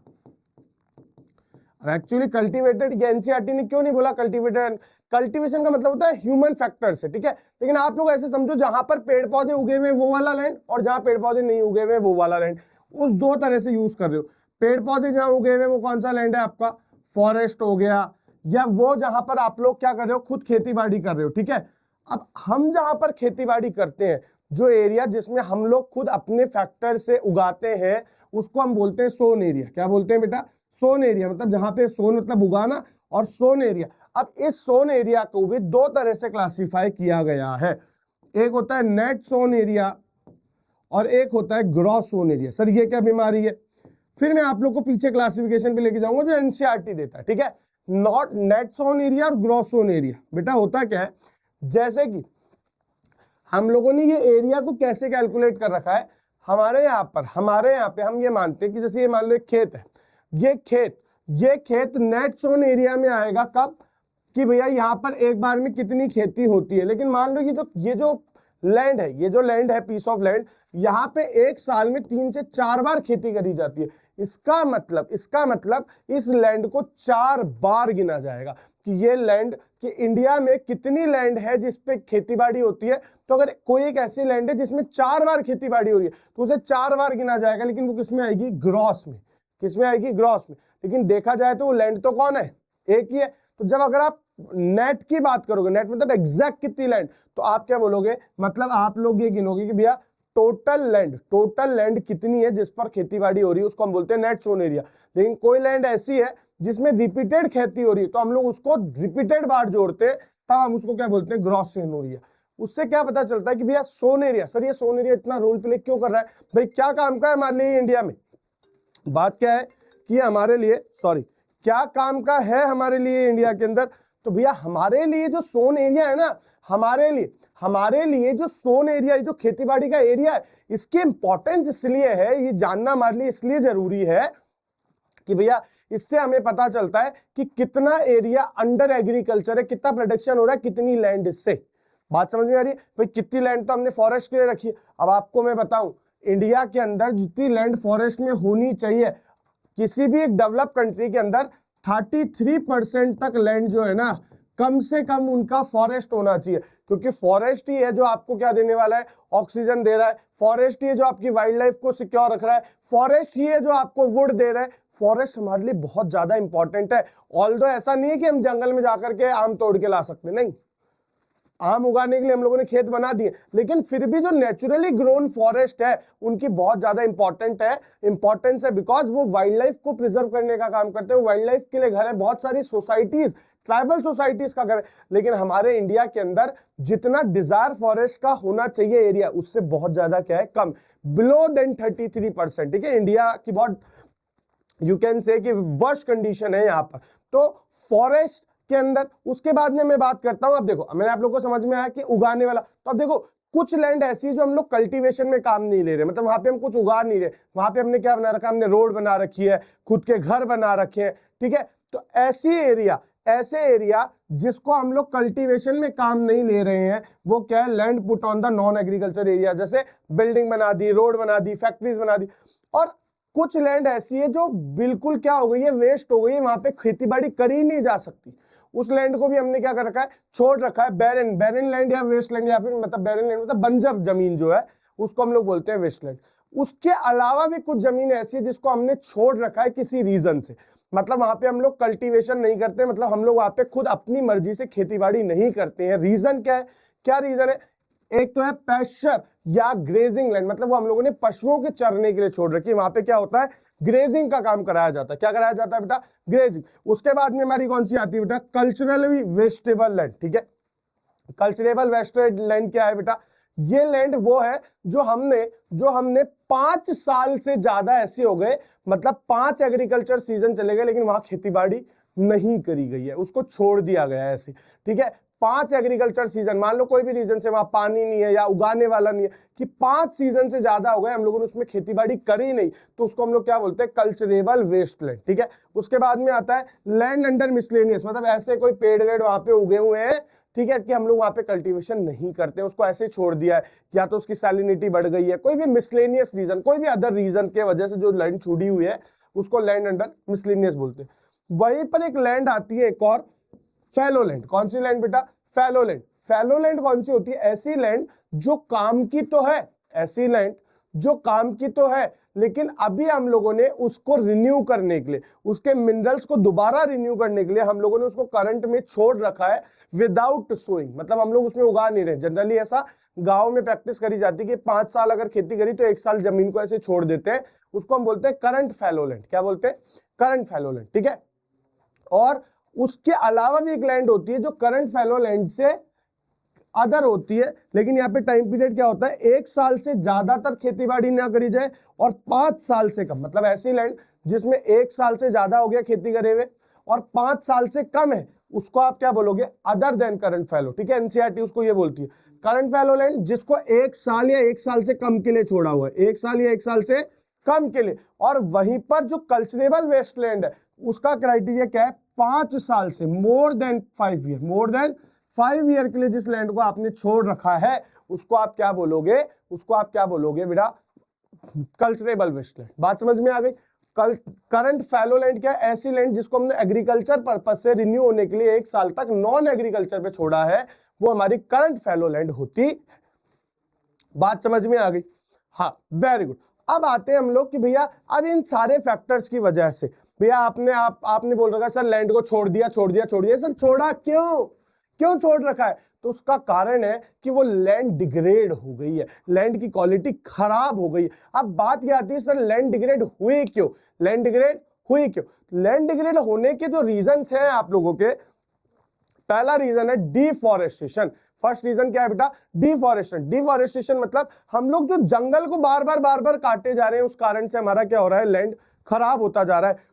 जब आप जंगल काटते हो, जब आप जमीन से पेड़ को निकाल देते हो, तो वहां की जो लैंड है इसकी जो ग्रिप है वो क्या हो जाती है बेटा? खत्म हो जाती है। तो पहला कारण तो क्या है? डिफॉरेस्टेशन। जो फर्स्ट कॉज है वो क्या है? डिफॉरेस्टेशन। दूसरा कारण है ओवर ग्रेजिंग करना। कौन सा करना बेटा? Over grazing. Sir over grazing मतलब क्या? ग्रेजिंग मतलब चारा करना, और चारा खाना मतलब जो गाय भैंस चारा खा रही है, जानवर चारा खा रहे हैं, अगर वो ज्यादा होगी एक लैंड पे तो होगा क्या? उस लैंड पर पेड़ उगेंगे नहीं, उससे पहले जानवर उसे खा जाएंगे। जब जानवर खा जाएंगे तो होगा क्या? होगा क्या कि वहां की जो लैंड की क्वालिटी वो क्या हो जाएगी? खत्म हो जाएगी। दूसरी लैंड की क्वालिटी खत्म होने का कारण क्या है? माइनिंग करना, क्वेरिंग करना, मतलब माइनिंग के लिए खोदना। ठीक है, माइनिंग के लिए खुदाई करना। माइनिंग के लिए जब खुदाई करते हैं तो भी लैंड की क्वालिटी क्या हो जाती है? खराब हो जाती है। बहुत सारी अर्थ के अंदर वाली चीज बाहर आ जाती है और जो वहां की लैंड है उसकी क्वालिटी क्या हो जाती है? पूरी तरह से डिस्ट्रॉयड हो जाती है। बात समझ में आ रही? दूसरा रीजन है लैंड का डिग्रेडेशन का, ओवर इरिगेशन करना। भैया पंजाब जैसे बेल्ट में जब से पानी अवेलेबल हो गया है तो उन लोगों ने एक लैंड पर जहां लिमिट में जितना पानी चाहिए, भाई कोई भी चीज ओवर क्या है? खराब है। तो जितना पानी चाहिए अगर आप लोगों ने उसकी नीड से ज्यादा अगर वहां पे पानी दे दिया तो ओवर ग्रेजिंग, जो ओवर इरिगेशन है वो उसको सलाइन बना देगा या एल्कलाइन बना देगा। एल्कलाइन मतलब बेसिक बना देगा, वहां की बेसिसिटी को ज्यादा बढ़ा देगा, और ज्यादा बढ़ा देगा या ज्यादा सॉल्टी कर देगा। दोनों ही चीजें खराब है। होना क्या चाहिए? न्यूट्रल होनी चाहिए। और उसकी न्यूट्रलिटी जैसे ही डिस्टर्ब होगी वैसे ही वो लैंड क्या होगी? खराब होगी। ठीक है, बहुत सारी सीमेंट इंडस्ट्रीज वगैरह से, जो सैरामिक इंडस्ट्रीज है, जो उनकी डस्ट है वो लैंड को क्या कर रही है, खराब कर रही है। कि मान लो अगर आपने लैंड पे सीमेंट डाल दी तो लैंड से वो सॉलिडिफाइड हो गई, ठीक है, वो फिर अगेन खराब हो गई, वो कोई भी कल्टीवेशन करने के काम में नहीं आएगी। और बहुत सारे इंडस्ट्रियल से निकलने वाले केमिकल्स की वजह से भी क्या हो रही है, लैंड की क्वालिटी क्या हो रही है, डिग्रेड होती जा रही है। तो ये सारे कॉजेज अगर आप लोगों को आ जाता एग्जाम में, write the causes for the degradation, तो डिग्रेडेशन का रीजन क्या है, due to over deforestation, overgrazing, mining and quarrying, over irrigation making saline and एल्काइन, ठीक है, due to the dust generated from the cement industry और industrial जो effluence है, इन सब से हमारी लैंड क्या होती जा रही है बेटा, डिग्रेड होती जा रही है। बोलो समझ आया या नहीं है, फटाफट कमेंट करके बताओ, बोलो यस और नो, यहां तक की क्लैरिटी सबको है क्या? तो अब तुम मेरे को बताओ कि क्या क्या तरीके हैं जिससे तुम लैंड को कंजर्व करोगे। सर देखो, फॉरेस्ट काटने की वजह से अगर लैंड खराब हो रही थी तो फॉरेस्ट उगा दो भाई, फॉरेस्ट काटने की वजह से लैंड खराब हो रही थी तो फॉरेस्ट उगाओगे तो लैंड बच जाएगी। तो डिफॉरेस्टेशन का उल्टा क्या होता है, अफॉरेस्टेशन। ओवर ग्रेजिंग हो रही है, सर ग्रेजिंग ज्यादा हो रही है तो ग्रेजिंग को चेक एंड बैलेंस रखो, कंट्रोल मैनर में ग्रेजिंग कराओ, एक ही एक जगह जानवर को मत चराओ, दूसरी जगह पे शिफ्ट करते रहो ताकि वहां के प्लांट्स को ग्रो होने का मौका मिले। तो ओवर ग्रेजिंग मत कराओ, कंट्रोल कराओ। सर माइनिंग जो है, माइनिंग को कंट्रोल करो, माइनिंग को ओवर मत करो। सर ओवर इरिगेशन है तो जहां पे ओवर इरिगेशन हो रहा है वहां पे ओवर इरिगेशन को रोको। डस्ट और जनरेट हो रही है जो सीमेंट फैक्ट्रीज वगैरह से, उसको प्रोसेस करवाओ, ओपन में नहीं होनी चाहिए वो। और दूसरा जो इंडस्ट्रियल इन्फ्लुएंस से खराब हो रहा है, इन्फ्लुएंस से जो इंडस्ट्रियल वेस्ट से खराब हो रहा है, तो इंडस्ट्रियल वेस्ट को पहले प्रोसेस करो, पहले उसके हार्मफुल जो भी पार्टिकल्स है उनको डिटैच करो और उसके बाद डालो, तो वो भी प्रॉब्लम क्या हो जाने वाली है, रिजॉल्व हो जाने वाली। तो यही सारे जो फैक्टर्स हैं ये आपके किस में काम में आने वाले हैं, कंजर्वेशन ऑफ द लैंड। तो कंजर्वेशन में क्या है, afforestation, proper control over the grazing, planting shelter belt of the plant, क्या बहुत सारे प्लांट के शेल्टर बेल्ट लगाओ, stabilisation of sand dunes by planting thorny bushes, ठीक है। अब ये क्या है, जो सैंड ड्यून्स वगैरह है, जो मिट्टी के ढेर वगैरह है, उनको खत्म ना हो इसलिए वहां पे कांटेदार पेड़ लगाओ, वो पेड़ उस मिट्टी को क्या करके रखते हैं, रोके रखते हैं। Proper use of the wasteland, जितनी भी वेस्टलैंड हमारी हो रही है किसी भी रीजन से, उसको प्रॉपरली यूज करो, ठीक है, टेक्नोलॉजी को लगा करके। ओवर कंट्रोल ओवर माइनिंग, है ना, माइनिंग को कंट्रोल करो। साथ साथ में जो भी इंडस्ट्रियल वेस्ट वगैरह इफेक्ट जा रहे हैं उनको पहले ट्रीटमेंट करो, डायरेक्टली मत भेज दो, ठीक है, पहले उनको सेपरेट करो। ऐसा नहीं है कि आपने केमिकल से उनको सेपरेट किया जा सकता था, अलग किया जा सकता था, वो थोड़ी सी लैंड को खराब करते, नहीं, आपने पानी को बह करके पूरी लैंड को खराब कर दिया। तो पहले पानी को प्रोसेस करो, पानी को फिल्टर करो, फिल्टर करने के बाद में निकालो, और ताकि जो वेस्ट बचा है उसको एक जगह डिस्पोज कर दो ताकि उतनी खराब हो अगर हो भी तो। बात समझ में आ रही? तो this all are the suggestion for conservation of the land. बोलो बात क्लियर है या नहीं है? Wow, very good. चलो अब आओ, अब हम बात करते हैं सॉइल की। सर सॉइल, हाँ सर, आधे लोग तो सोचते हैं सर सॉइल और लैंड में क्या फर्क है। भैया देखो, लैंड फिक्स है, लैंड क्या है, फिक्स है, अर्थ की बनी हुई चीज है। सॉइल बार बार बनती है, इसीलिए मैंने हाईलाइट किया है, soil is a renewable natural resource. Soil क्या है, रिन्यूएबल नेचुरल रिसोर्स, ठीक है। तो पहले समझो सॉइल रिन्यूएबल नेचुरल रिसोर्सेज है, तो सॉइल होती क्या है, सॉइल क्या होती है, लैंड के ऊपर जो ठोस अपना क्रस्ट है, जो अर्थ का जो टाइट वाला पार्ट है, उसके ऊपर जो एक लेयर है, अपर मोस्ट लेयर, या मैं कह दूं skin of the earth, skin of the earth, earth की जो स्किन है ना, अर्थ के ऊपर जो है, ठीक है, जो एक लेयर है, ठीक है, वो क्या है, आपकी सॉइल है, ठीक है। अगर आप लोगों ने बहुत ज्यादा अंदर खुदाई करोगे तो अंदर सॉइल नहीं मिलती, अंदर जाके पत्थर मिलने लग जाते, वो पत्थर तो लैंड फॉर्म का पार्ट, ठीक है, क्रस्ट है। तो जो ऊपर की टॉप मोस्ट लेयर जो है ना, जो एकदम 20-25 मीटर 30 मीटर की जो लेयर है, वो जो आपकी है, वो क्या है, आपकी सॉइल है। तो पहले समझो, मैंने बोला soil is a renewable process, ठीक है। तो पहले समझो कि सॉइल होती क्या है, ये बात समझ में आई। तो आप लोग समझो सॉइल बनती कैसे, सॉइल बनती कैसे। बेटा होता क्या है, आपकी जो माउंटेन्स है या प्लेट्यूज है, अब इन पे क्या होता है बेटा, हवा चल रही है, ठीक है, या टेम्परेचर में चेंज हो रहा है कि दिन में बहुत तेज गर्मी है, रात को एकदम बहुत ज्यादा ठंड है, या फिर मान लो इस पर पानी फ्लो हो रहा है, ठीक है, या विंड है, या आप लोगों ने यहाँ पर मान लो, या फिर मान लो यहाँ पे बर्फ जम रही थी, बर्फ टूट करके नीचे आ गई। इन सबसे होता क्या है, ये जो पत्थर है ना, ये जो माउंटेन और प्लेट्यूज के पत्थर है, ये फाइन ग्रेन्यूल्स में कन्वर्ट हो जाते हैं। इनका क्या हो जाता है बेटा, चूरा हो जाता है, और जब इनका चूरा हो जाता है तो ये चूरा ही क्या फॉर्म करता है बेटा, सॉइल फॉर्म करता है। तो सॉइल किस वजह से फॉर्म हो रही है, विंड की वजह से, टेम्परेचर की वजह से। कैसे, दिन में पत्थर गर्म, रात को ठंडा। तो जब बार बार कोई चीज को गर्म ठंडा करोगे तो उसमें क्या आ जाएंगे, क्रैक्स आ जाएंगे, ठीक है, 9th क्लास में तुम लोगों ने पढ़ा। तो इस कारण से सॉइल, तो इन सारे फैक्टर्स की वजह से हो क्या रहा है, there is a formation of soil, there is a formation of soil. बोलो बात समझ में आ रही है नहीं आ रही। तो ये जो सॉइल फॉर्मेशन हो रहा है, ये सॉइल हर साल बनती है, ठीक है, रेगुलर बनती रहती है, रिन्यूएबल प्रोसेस है। लेकिन लेकिन लेकिन दिक्कत क्या है भैया, दिक्कत क्या है कि जो सॉइल का बनना है ये टाइम टेकिंग प्रोसेस है। एक जो मैं बोल दूं कुछ सेंटीमीटर की अगर लेयर बननी है सॉइल की, कुछ सेंटीमीटर की जो लेयर बननी है सॉइल की, उसको बनने में हजारों साल लग जाते हैं, ठीक है। लेकिन अभी मैं आपको बताऊं, नेचर में एक बैलेंस फिक्स है, क्या कि भैया कितनी सॉइल बनेगी और सॉइल कितनी खराब होगी। नेचुरली भी सॉइल खराब होती है, नेचुरली सॉइल फॉर्म भी होगी, लेकिन वो कितनी बनेगी और कितनी खराब होगी उसके अंदर एक बैलेंस है। लेकिन वो बैलेंस बिगड़ जाता है कुछ ह्यूमन फैक्टर्स के कारण। वो क्या होता है, वो बैलेंस क्या होता है, बिगड़ जाता है। हम लोग कुछ ऐसी ह्यूमन एक्टिविटीज कर देते हैं जिस वजह से वो जो सॉइल का फॉर्मेशन है वो क्या हो जाता है बेटा, इफेक्ट हो जाता है, और उस कारण से हम लोग देखेंगे क्या होता है, सॉइल इरोजन। तो इस पूरे चैप्टर में, इस पूरे पार्ट में सॉइल में हम लोग क्या क्या पढ़ने वाले कि सॉइल का फॉर्मेशन कैसा होता है, एक पैराग्राफ में बता रखा है मैंने आप लोगों को बता दिया, ठीक है। सॉइल अपन मोस्ट लेयर होती है, सॉइल के अंदर क्या होता है बेटा, जनरली ऑर्गेनिक मटेरियल होता है, ठीक है। दोनों तरह के मटेरियल होते हैं, ऑर्गेनिक भी और इनऑर्गेनिक, मतलब लाइफ भी होती है उसके अंदर, ठीक है। बहुत सारा ह्यूमस होता है, ह्यूमस वो ये ह्यूमस जो है, वो जो लिविंग ऑर्गेनिज्म जो सॉइल के अंदर रहते हैं, वो ही क्या करते हैं, प्लांट की फर्टिलिटी को एनहांस करते हैं, प्लांट को उगने में क्या करते हैं बेटा, सॉइल की फर्टिलिटी को एनहांस करते हैं, प्लांट को उगने में क्या करते हैं, हेल्प करते हैं। और जो इनऑर्गेनिक मटेरियल है वो भी हेल्प करते हैं, जैसे इनऑर्गेनिक मतलब आयरन हो गया, कॉपर हो गया, कैल्शियम हो गया, ये सारी चीजें हमारे सॉइल में प्रेजेंट होती है। तो जब हमारा जो इंडिया में सॉइल का बनना, सॉइल का कलर, सॉइल का टेक्सचर, ये हर जगह अलग अलग है। कहीं पर कैसी सॉइल मिलती है, कहीं पे कैसा सॉइल का कलर है, कहीं पे सॉइल की थिकनेस कुछ है, कहीं पे सॉइल का केमिकल कंपोजिशन, फिजिकल कंपोजिशन, वो सब बेसिस पे हम लोगों ने सॉइल को क्या कर रखा है बेटा, डिवाइड कर रखा है।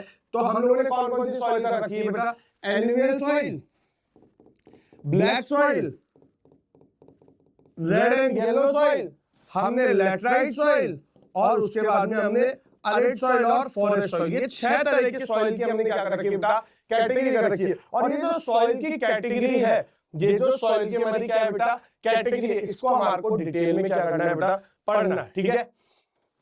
तो देखो मैं एक बार आप लोगों को बता देता हूं कि सबसे पहले पढ़ते हैं लोग अरिड सॉइल क्या है, अरिड सॉइल के क्या क्या फीचर्स है। तो मैंने इसके लिए एक बार पीपीटी बनवा दी है, ठीक है, ताकि आप लोगों को दिक्कत ना आए।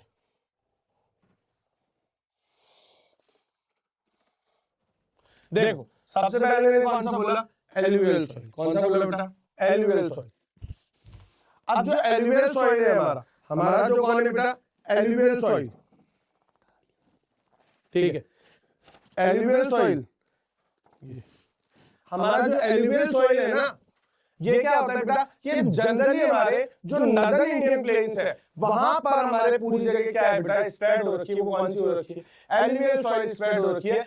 ये बहुत ज्यादा क्या होती है, फर्टाइल होती है। अब इसके अंदर भी दो क्वालिटी है इसकी, एक तो खद्दर और एक बंगर। मतलब एलुवियल सॉइल को खद्दर और बंगर, खद्दर क्या है, जो नई एलुवियल सॉइल बनी है, जो नई बनी, जो एकदम न्यूली फॉर्म है, वो तो क्या है खद्दर, और बंगर मतलब जो ओल्ड हो गई। अब देखो खद्दर की क्वालिटी क्या होती है, ठीक है, खद्दर जो है ना उसके जो ग्रेन्यूल्स हैं, जो उसके जो पीसेस हैं वो एकदम फाइन है, जबकि जो बंगर है उसके अंदर जो पीसेस होते हैं वो बिल्कुल फाइन होते नहीं है।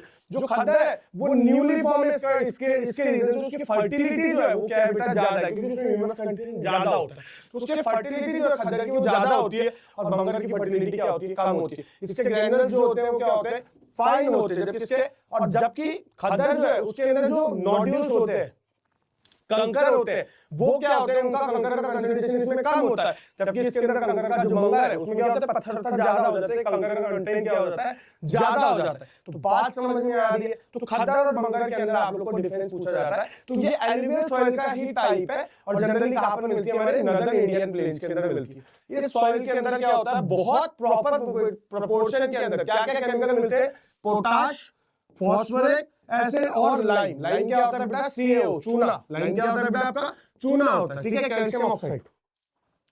और ये जो सॉइल है ये इसीलिए बहुत बढ़िया होती है कि आप क्या उगाने के लिए? शुगर केन, पैडी क्रॉप, मतलब चावल वगैरह, वीट उगाने के लिए, और कोई भी दाल या कोई भी तरह का सीरियल उगाने के लिए ये जो सॉइल है एकदम एप्रोप्रिएट। तो अब आप खुद समझ जाओ, जहां जहां शुगर केन की खेती होती है इसका मतलब वहां पे क्या है? जहां चावल की खेती होती है, जहां दालों की खेती होती है, जहां सीरियल की खेती होती है, वहां सब क्या मिलती है? एलुवियल सॉइल मिलती है, ठीक है। अब आता है हमारा ब्लैक सॉइल। ब्लैक सॉइल का नाम क्यों ब्लैक पड़ा? इसको रेगुलर सॉइल भी बोलते हैं, ठीक है, रेगुलर सॉइल। और ये ब्लैक इन कलर होती है। कैसी होती है? Black in colour. ये बहुत बढ़िया है कॉटन उगाने के लिए, ठीक है। तो ये कॉटन उगाने के लिए बहुत ज्यादा बढ़िया है। तो ये मिलती कहां पर है? ये मिलती है हमारे को महाराष्ट्र में, सुरसाट में, मालवा में, मध्य प्रदेश में, छत्तीसगढ़ में, and extend of south east direction along the Godavari और कृष्णा वैली। जो हमारी गोदावरी और कृष्णा वैलीज है उसके एक्सटेंड साउथ ईस्ट के अंदर भी हमारे को क्या होती है? मिलती है। मैं आप लोगों को जब इसका मैप वर्क कराऊंगा ज्योग्राफी का, तो मैप वर्क के अंदर सॉइल टॉपिक दिया हुआ है, तो हम लोग पढ़ के जाएंगे। ऑल्दो बोर्ड्स में सॉइल से ज्यादा क्वेश्चन आने के चांसेस बनते नहीं है, लेकिन टॉपिक दे रखा है तो मेरा तो काम है एक बार पढ़ाना। बाकी मैप पॉइंट सॉइल का ज्यादा इंपॉर्टेंट मुझे नहीं लगता, ठीक है। मैप पॉइंट में ज्यादातर आप पोर्ट्स कर जाओ, सारे डैम्स कर जाओ, तो आप लोगों का काम हो जाता है, लेकिन सॉइल को भी हम लोग करेंगे। अगर मान लो एक नंबर का भी आ जाता है तो छूटे क्यों, ठीक है। देखो ये जो सॉइल होती है इसका न्यूट्रिशन लेवल बहुत अच्छा होता है, कैल्शियम बहुत अच्छा है, carbonate, magnesium, potassium, lime, but poor in the phosphorus content. तो इसमें फास्फोरस कंटेंट नहीं होता, जबकि फास्फोरस कहां होता है? एलुवियल सॉइल में होता है। ये जो ब्लैक सॉइल है इट इज एक्सट्रीमली फाइन, बहुत फाइन होती है, ठीक है, एकदम क्लियरली। तो होता क्या है, जैसे अगर ये गीली हो जाती है ना बेटा, ये जैसे गीली हो जाती है, इसमें ज्यादा पानी चल गया तो ये बहुत स्टिकी हो जाती है। आप पाँव रहोगे आपका पाँव ढस जाएगा, निकाल ही नहीं सकते हो, ठीक है। ये जो मध्य प्रदेश वगैरह के रीजन में, कभी बारिश के रीजन में अगर आप सड़क पर उतर गए, अगर आप हाईवे से पास हो रहे हो, तो मेरे साथ ऐसा इंसिडेंट हुआ था। मैं उतर गया, पता चला मैं एक पाँव फंसा हुआ मेरा, मैं जैसे दूसरा पाँव निकालूं पता चल रहा है वो एक और पाँव और अंदर जाता जा रहा है। इतनी ज्यादा ये क्या होती है बेटा? क्लेरी होती है। तो ये कारण क्या है? ये बहुत अच्छा अपने अंदर क्या करके रखती है बेटा? अपने अंदर जो मॉइस्चर है उसको बहुत ज्यादा अच्छे से क्या करती है? होल्ड कर लेती है। इसी रीजन से जैसे पहला शावर आता है ना बारिश का, तुरंत इसमें बुआई का काम करना पड़ता है, इसको छोड़ा नहीं जा सकता, वरना बाद में इसमें बहुत डिफिकल्टी होती है ब्लैक सॉइल में काम करने में। बात समझ में आ गई? उसके बाद में आती है आपकी रेड एंड येलो सॉइल। जितने जितने पॉइंट्स मैंने आप लोगों को लिखे हैं ना, ये सफिशिएंट है आप लोगों के एग्जाम में याद करने के लिए, आपका काम इससे हो जाएगा। The soil develop in the area of the low rainfall जहां पे होती है, ठीक है, क्रिस्टलाइन इग्नियस रॉक से बनती है, ठीक है। अब इग्नियस रॉक क्या होता है, सेडिमेंट्री रॉक क्या होता है, ये इस क्लास का टॉपिक नहीं है, इसमें ज्यादा डिटेल में नहीं जा सकता। बस आप लोग ये समझ लीजिए इग्नियस रॉक वो है जो अर्थ क्रस्ट से जब गर्म लावा निकला उससे जो रॉक बनती है वो इग्नियस रॉक होती है, ठीक है। इट इज फाउंड इन, कहां पे मिलता है? उड़ीसा के अंदर, छत्तीसगढ़ के अंदर, है ना, पैडमोंट जोन ऑफ वेस्टर्न घाट के पास में हमारे को, जो हमारे वेस्टर्न घाट का जो एरिया है वहां पे मिलता है। Due to diffusion of iron in crystallisation and metamorphic rock its colour become reddish. और ये कैसे कलर की होती है? जनरली रेड, क्योंकि आयरन कंटेंट इसके अंदर होता है, तो generally its carry a colour of red, ठीक है। इसके बाद आती है आप लोगों की लैटराइट सॉइल। ये जो सॉइल है ये डेवलप होती है in the area of high temperature और हैवी रेनफॉल। जहां पर भी टेंपरेचर बहुत हाई है या रेनफॉल बहुत हाई होती है, वहां पे आपको कौन सी सॉइल मिलती है? लैटराइट, ठीक है। ह्यूमस कंटेंट जो होता है सॉइल का वो बहुत कम होता है, मतलब इसमें लाइफ बहुत ज्यादा नहीं होती। मेनली कहां मिलती है? कर्नाटक, केरला, तमिलनाडु, मध्य प्रदेश और हिली एरिया ऑफ असम। आप देख रहे हो, आप मध्य प्रदेश में एरिया जहां एलुवियल सॉइल भी मिल रही थी, ब्लैक भी मिल रही थी, लैटराइट भी मिल रही थी।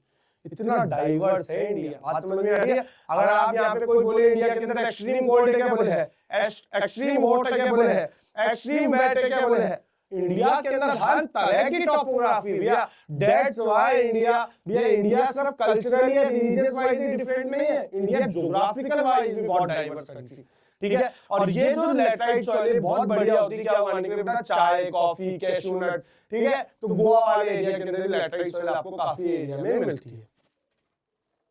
इसके बाद आता है arid soil. Arid soil generally क्या होती है? सैंडी इन टेक्सचर और सलाइन इन नेचर, ठीक है। सलाइन होती है, ठीक है, सैंडी होता है, टेक्सचर मतलब बहुत फाइन होती है काइंड ऑफ, ठीक है। ये जो सॉइल है इसके अंदर भी ह्यूमस कम होता है और मॉइस्चर बहुत कम होता है। कहां मिलती है? हमारे राजस्थान के अंदर, पंजाब में, हरियाणा के अंदर, ठीक है। Lower horizon of the soils are occupied by the kankar, और इसके जो लोअर एरिया है वहां पे क्या मिलेंगे आपको, कंकर देखने को मिलेंगे।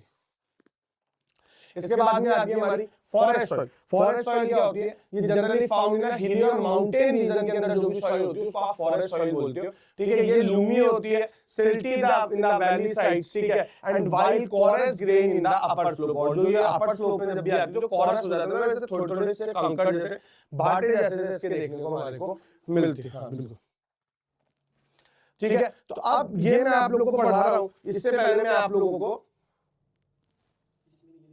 ठीक है ठीक है ठीक है ठीक है। तो अब मैं एक बार आप लोगों को खंडर और मंगल ऐसे मैं बता चुका हूं, मैं आप लोगों को इसकी स्लाइड में अटैच करवा दूंगा ये नोट्स के अंदर, ठीक है। मैं लास्ट में इसको अटैच कर दूंगा। तो आप लोगों ने पढ़ लिया एलुवियल सॉइल के दो तरह के टाइप होते हैं, खद्दर और एक मंगल। खद्दर क्या होती है, इंपॉर्टेंट है, बार बार बोल रहा हूं। खद्दर क्या होती है, न्यू एलुवियल, और मंगल क्या है, ओल्ड एलुवियल। उसके अंदर कंकड़ की कंसंट्रेशन बहुत ज्यादा होती है, किसके अंदर, मंगल में, जबकि खद्दर के अंदर नहीं होती है। खद्दर जो है आपकी वो फर्टाइल होती है, मंगल क्या होती है, लेस फर्टाइल होती है, ठीक है। तो आप लोगों की जो पॉइंट्स हैं मैंने लिखवा भी दिए, ठीक है। आप लोग अभी इसके अंदर देख लेना। अब हम लोग आते हैं, तो ये जो सॉइल है हमारी, लेकिन ये जो सॉइल है ये नेचुरली फॉर्म होती है और नेचुरली थोड़ी बहुत खराब भी हो जाती है, लेकिन जनरली ह्यूमन एफर्ट्स की वजह से, जनरली होता क्या है, ह्यूमन एफर्ट्स की वजह से ये जो बैलेंस है ना, ये क्या होता है, बिगड़ जाता है। और ये जब ये बैलेंस बिगड़ जाता है, जब एक्सट्रीम में सॉइल इरोड होने लग जाती है, तो ये कहलाता है सॉइल इरोजन। क्या कहलाता है बेटा, सॉइल इरोजन। तो देखो सॉइल इरोजन क्या होता है, the denudation and subsequent washing down of the top soil cover के जो ऊपर की जो हमारी सॉइल के जो टॉप कवर है वो क्या हो जाए बेटा, वो गायब हो जाए, ठीक है। डेनुडेशन होने लग जाए उसका, वो किस रीजन से, किसी भी रीजन से, भाई हवा चल रही है तो हवा हमारी मिट्टी को क्या करती है, उड़ा करके ले जाती है, पानी उड़ा के ले जाता है, ग्लेशियर ले जाता है, एयर ले जाती है। इन सब से होता क्या है, इन सब से होता है हमारा सॉइल इरोजन। इन सब से होता क्या है हमारा सॉइल इरोजन। और ये जो नेचुरल फोर्सेस है, जैसे कि विंड है, ग्लेशियर है, वाटर है, और ये जो सब क्या करते हैं सॉइल इरोजन। अब तुम सोचोगे सर ये तो सारे नेचुरल फैक्टर्स है, नहीं, ये नेचुरल फैक्टर्स जो है नेचर ने बैलेंस रख रखा है, जिस बैलेंस में ये गायब करते हैं, जिस बैलेंस से सॉइल इरोजन कराते हैं, उस बैलेंस से सॉइल बन भी रही है। लेकिन दिक्कत कब आती है, जब ह्यूमन अपना इन्वॉल्वमेंट कर देता है और उस कारण से जो सॉइल इरोजन जब वो बढ़ जाता है, तो वो क्या करता है बेटा, प्रॉब्लम करता है। बिकॉज बिना सॉइल के कोई भी प्लांट ग्रो नहीं हो सकता। भाई पत्थर जो लैंड है, जो पत्थर है उसके अंदर क्या आप ग्रो कर सकते हो, जवाब है नहीं। तो भैया some time human activities like deforestation, क्या, जैसे आप लोगों ने क्या कर दिया, बहुत सारा डिफॉरेस्टेशन कर दिया। जब आप पेड़ उखाड़ोगे तो जो ऊपर की जो लेयर है अर्थ की, जो सॉइल है, वो होगा क्या, वो हवा के साथ में और उड़ के चल जाएगी। अब जब सॉइल उड़ के चले तो उस जगह से तो क्या हो गई, सॉइल क्या हो गई, इरोड हो गई। तो उसको क्या हो गया, आप सॉइल इरोजन, ओवर ग्लेजिंग कर रहे हो, घास सारी गायब हो गई। अब घास क्या करती है, सॉइल को पकड़े रखती है। अब घास गायब हो गई तो सॉइल भी गायब हो गई। कंस्ट्रक्शन के कारण आप लोगों ने खोद दिया तो ऊपर की लेयर जो थी वो, माइनिंग के कारण, ये सब जो फैक्टर्स हैं वो क्या करते हैं बेटा, किसका कारण होते हैं, ये सारे फैक्टर्स किसका कारण होते हैं बेटा, सॉइल इरोजन। तो जो सॉइल इरोजन का जो कारण है इसको हम लोगों ने कुछ क्लासिफाई कर रखा है। पहला आता है गुली इरोजन। गुली इरोजन क्या होता है बेटा, सम टाइम जो रनिंग वाटर होता है, जो बहता पानी होता है, वो क्या करता है, मिट्टियों में बहुत सारा डीप कट लगा देता है। मतलब जो मिट्टी की टॉप लेयर है उसको अपने साथ क्या करता है, बहाते हुए रह जाता है, ठीक है। तो देखो some time running water cut through the clayey soil and make a deep channel as gullies, the land become unfit for the cultivation and is known as the badland। कि बहता पानी बहुत ज्यादा बहता क्या करता है, ऊपर की जो टॉप मोस्ट लेयर है उसको अपने साथ बहा के ले जाता है और खड्डे बना देता है, ठीक है। फिर आता है शीट इरोजन, मतलब पूरी लेयर ही गायब हो जाए, ठीक है। ये गुली में मतलब तो कुछ खड्डे बने ऐसे लेयर जैसे, ठीक है। आपकी बुक में फोटो दे रखा है, देख लेना। शीट इरोजन में क्या है, in the Chambal basin land are called the ravines. Sometimes water flow as a sheet over a large area down a slope. In such cases, the top soil is washed away. This is known as the sheet erosion. मतलब मान लो ऐसे थोड़ा सा sloppy वाला area, अब पानी ऐसे ऊपर से आ रहा है, तो वो जो एरिया है जहाँ से वो पानी आ रहा है पूरे एरिया में, वहां से पूरी की पूरी मिट्टी को क्या करता है, अपने साथ में बहा के ले जाता है। विंड इरोजन, विंड के कारण बहुत तेज हवा चलती है, उस कारण से भी सॉइल जो अपर मोस्ट लेयर है वो उड़ के कहीं और चली जाती है, ठीक है। तो उस एरिया से क्या हो जाता है बेटा, इरोजन हो जाता है। तो wind blows loose soil of flat and sloping land known as the wind erosion.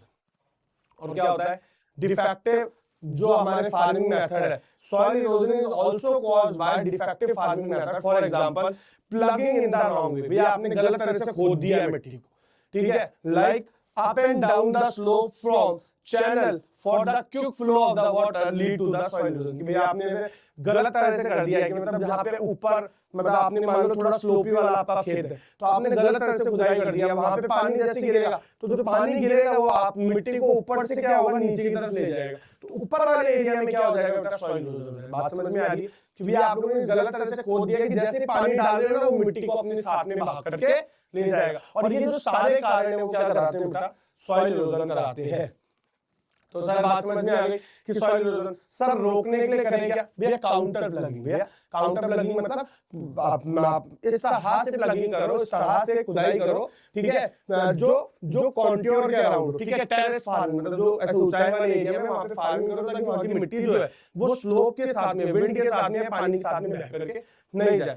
Strip cropping कर दो ना, ऐसे ऐसे लाइन से ऐसे क्रॉपिंग करो ताकि हो क्या एक जगह की मिट्टी उड़ी तो वहीं पे रुक जाए, ऐसे स्ट्रिप्स बना दो, ठीक है। शेल्टर बेल्ट्स ऑफ ट्रीज, बहुत सारे ऐसे शेल्टर बेल्ट्स में ट्रीज उड़ाओ ताकि वो मिट्टी को उड़ने ना दे वहां से, ठीक है।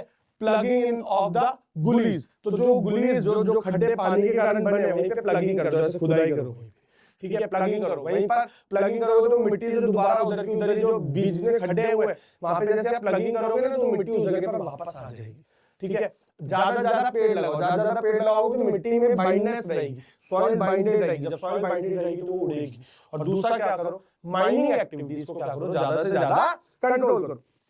तो ये था आप लोगों का पूरा चैप्टर। अगला जो चैप्टर है आप लोगों का वो कौन सा होने वाला है बेटा, अगला जो आप लोगों का चैप्टर है वो होने वाला है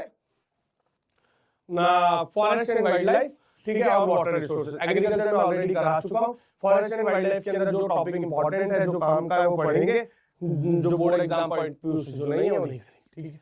समझ में आ गया?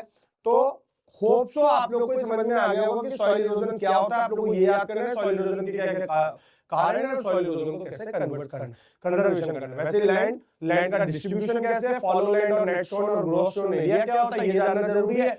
कल्चरेबल वेस्टलैंड किसको कहते हैं ये पूछ लेते हैं, साथ साथ में लैंड को कंजर्व करने के क्या-क्या तरीके होते हैं, लैंड और सॉइल को कंजर्व करने के।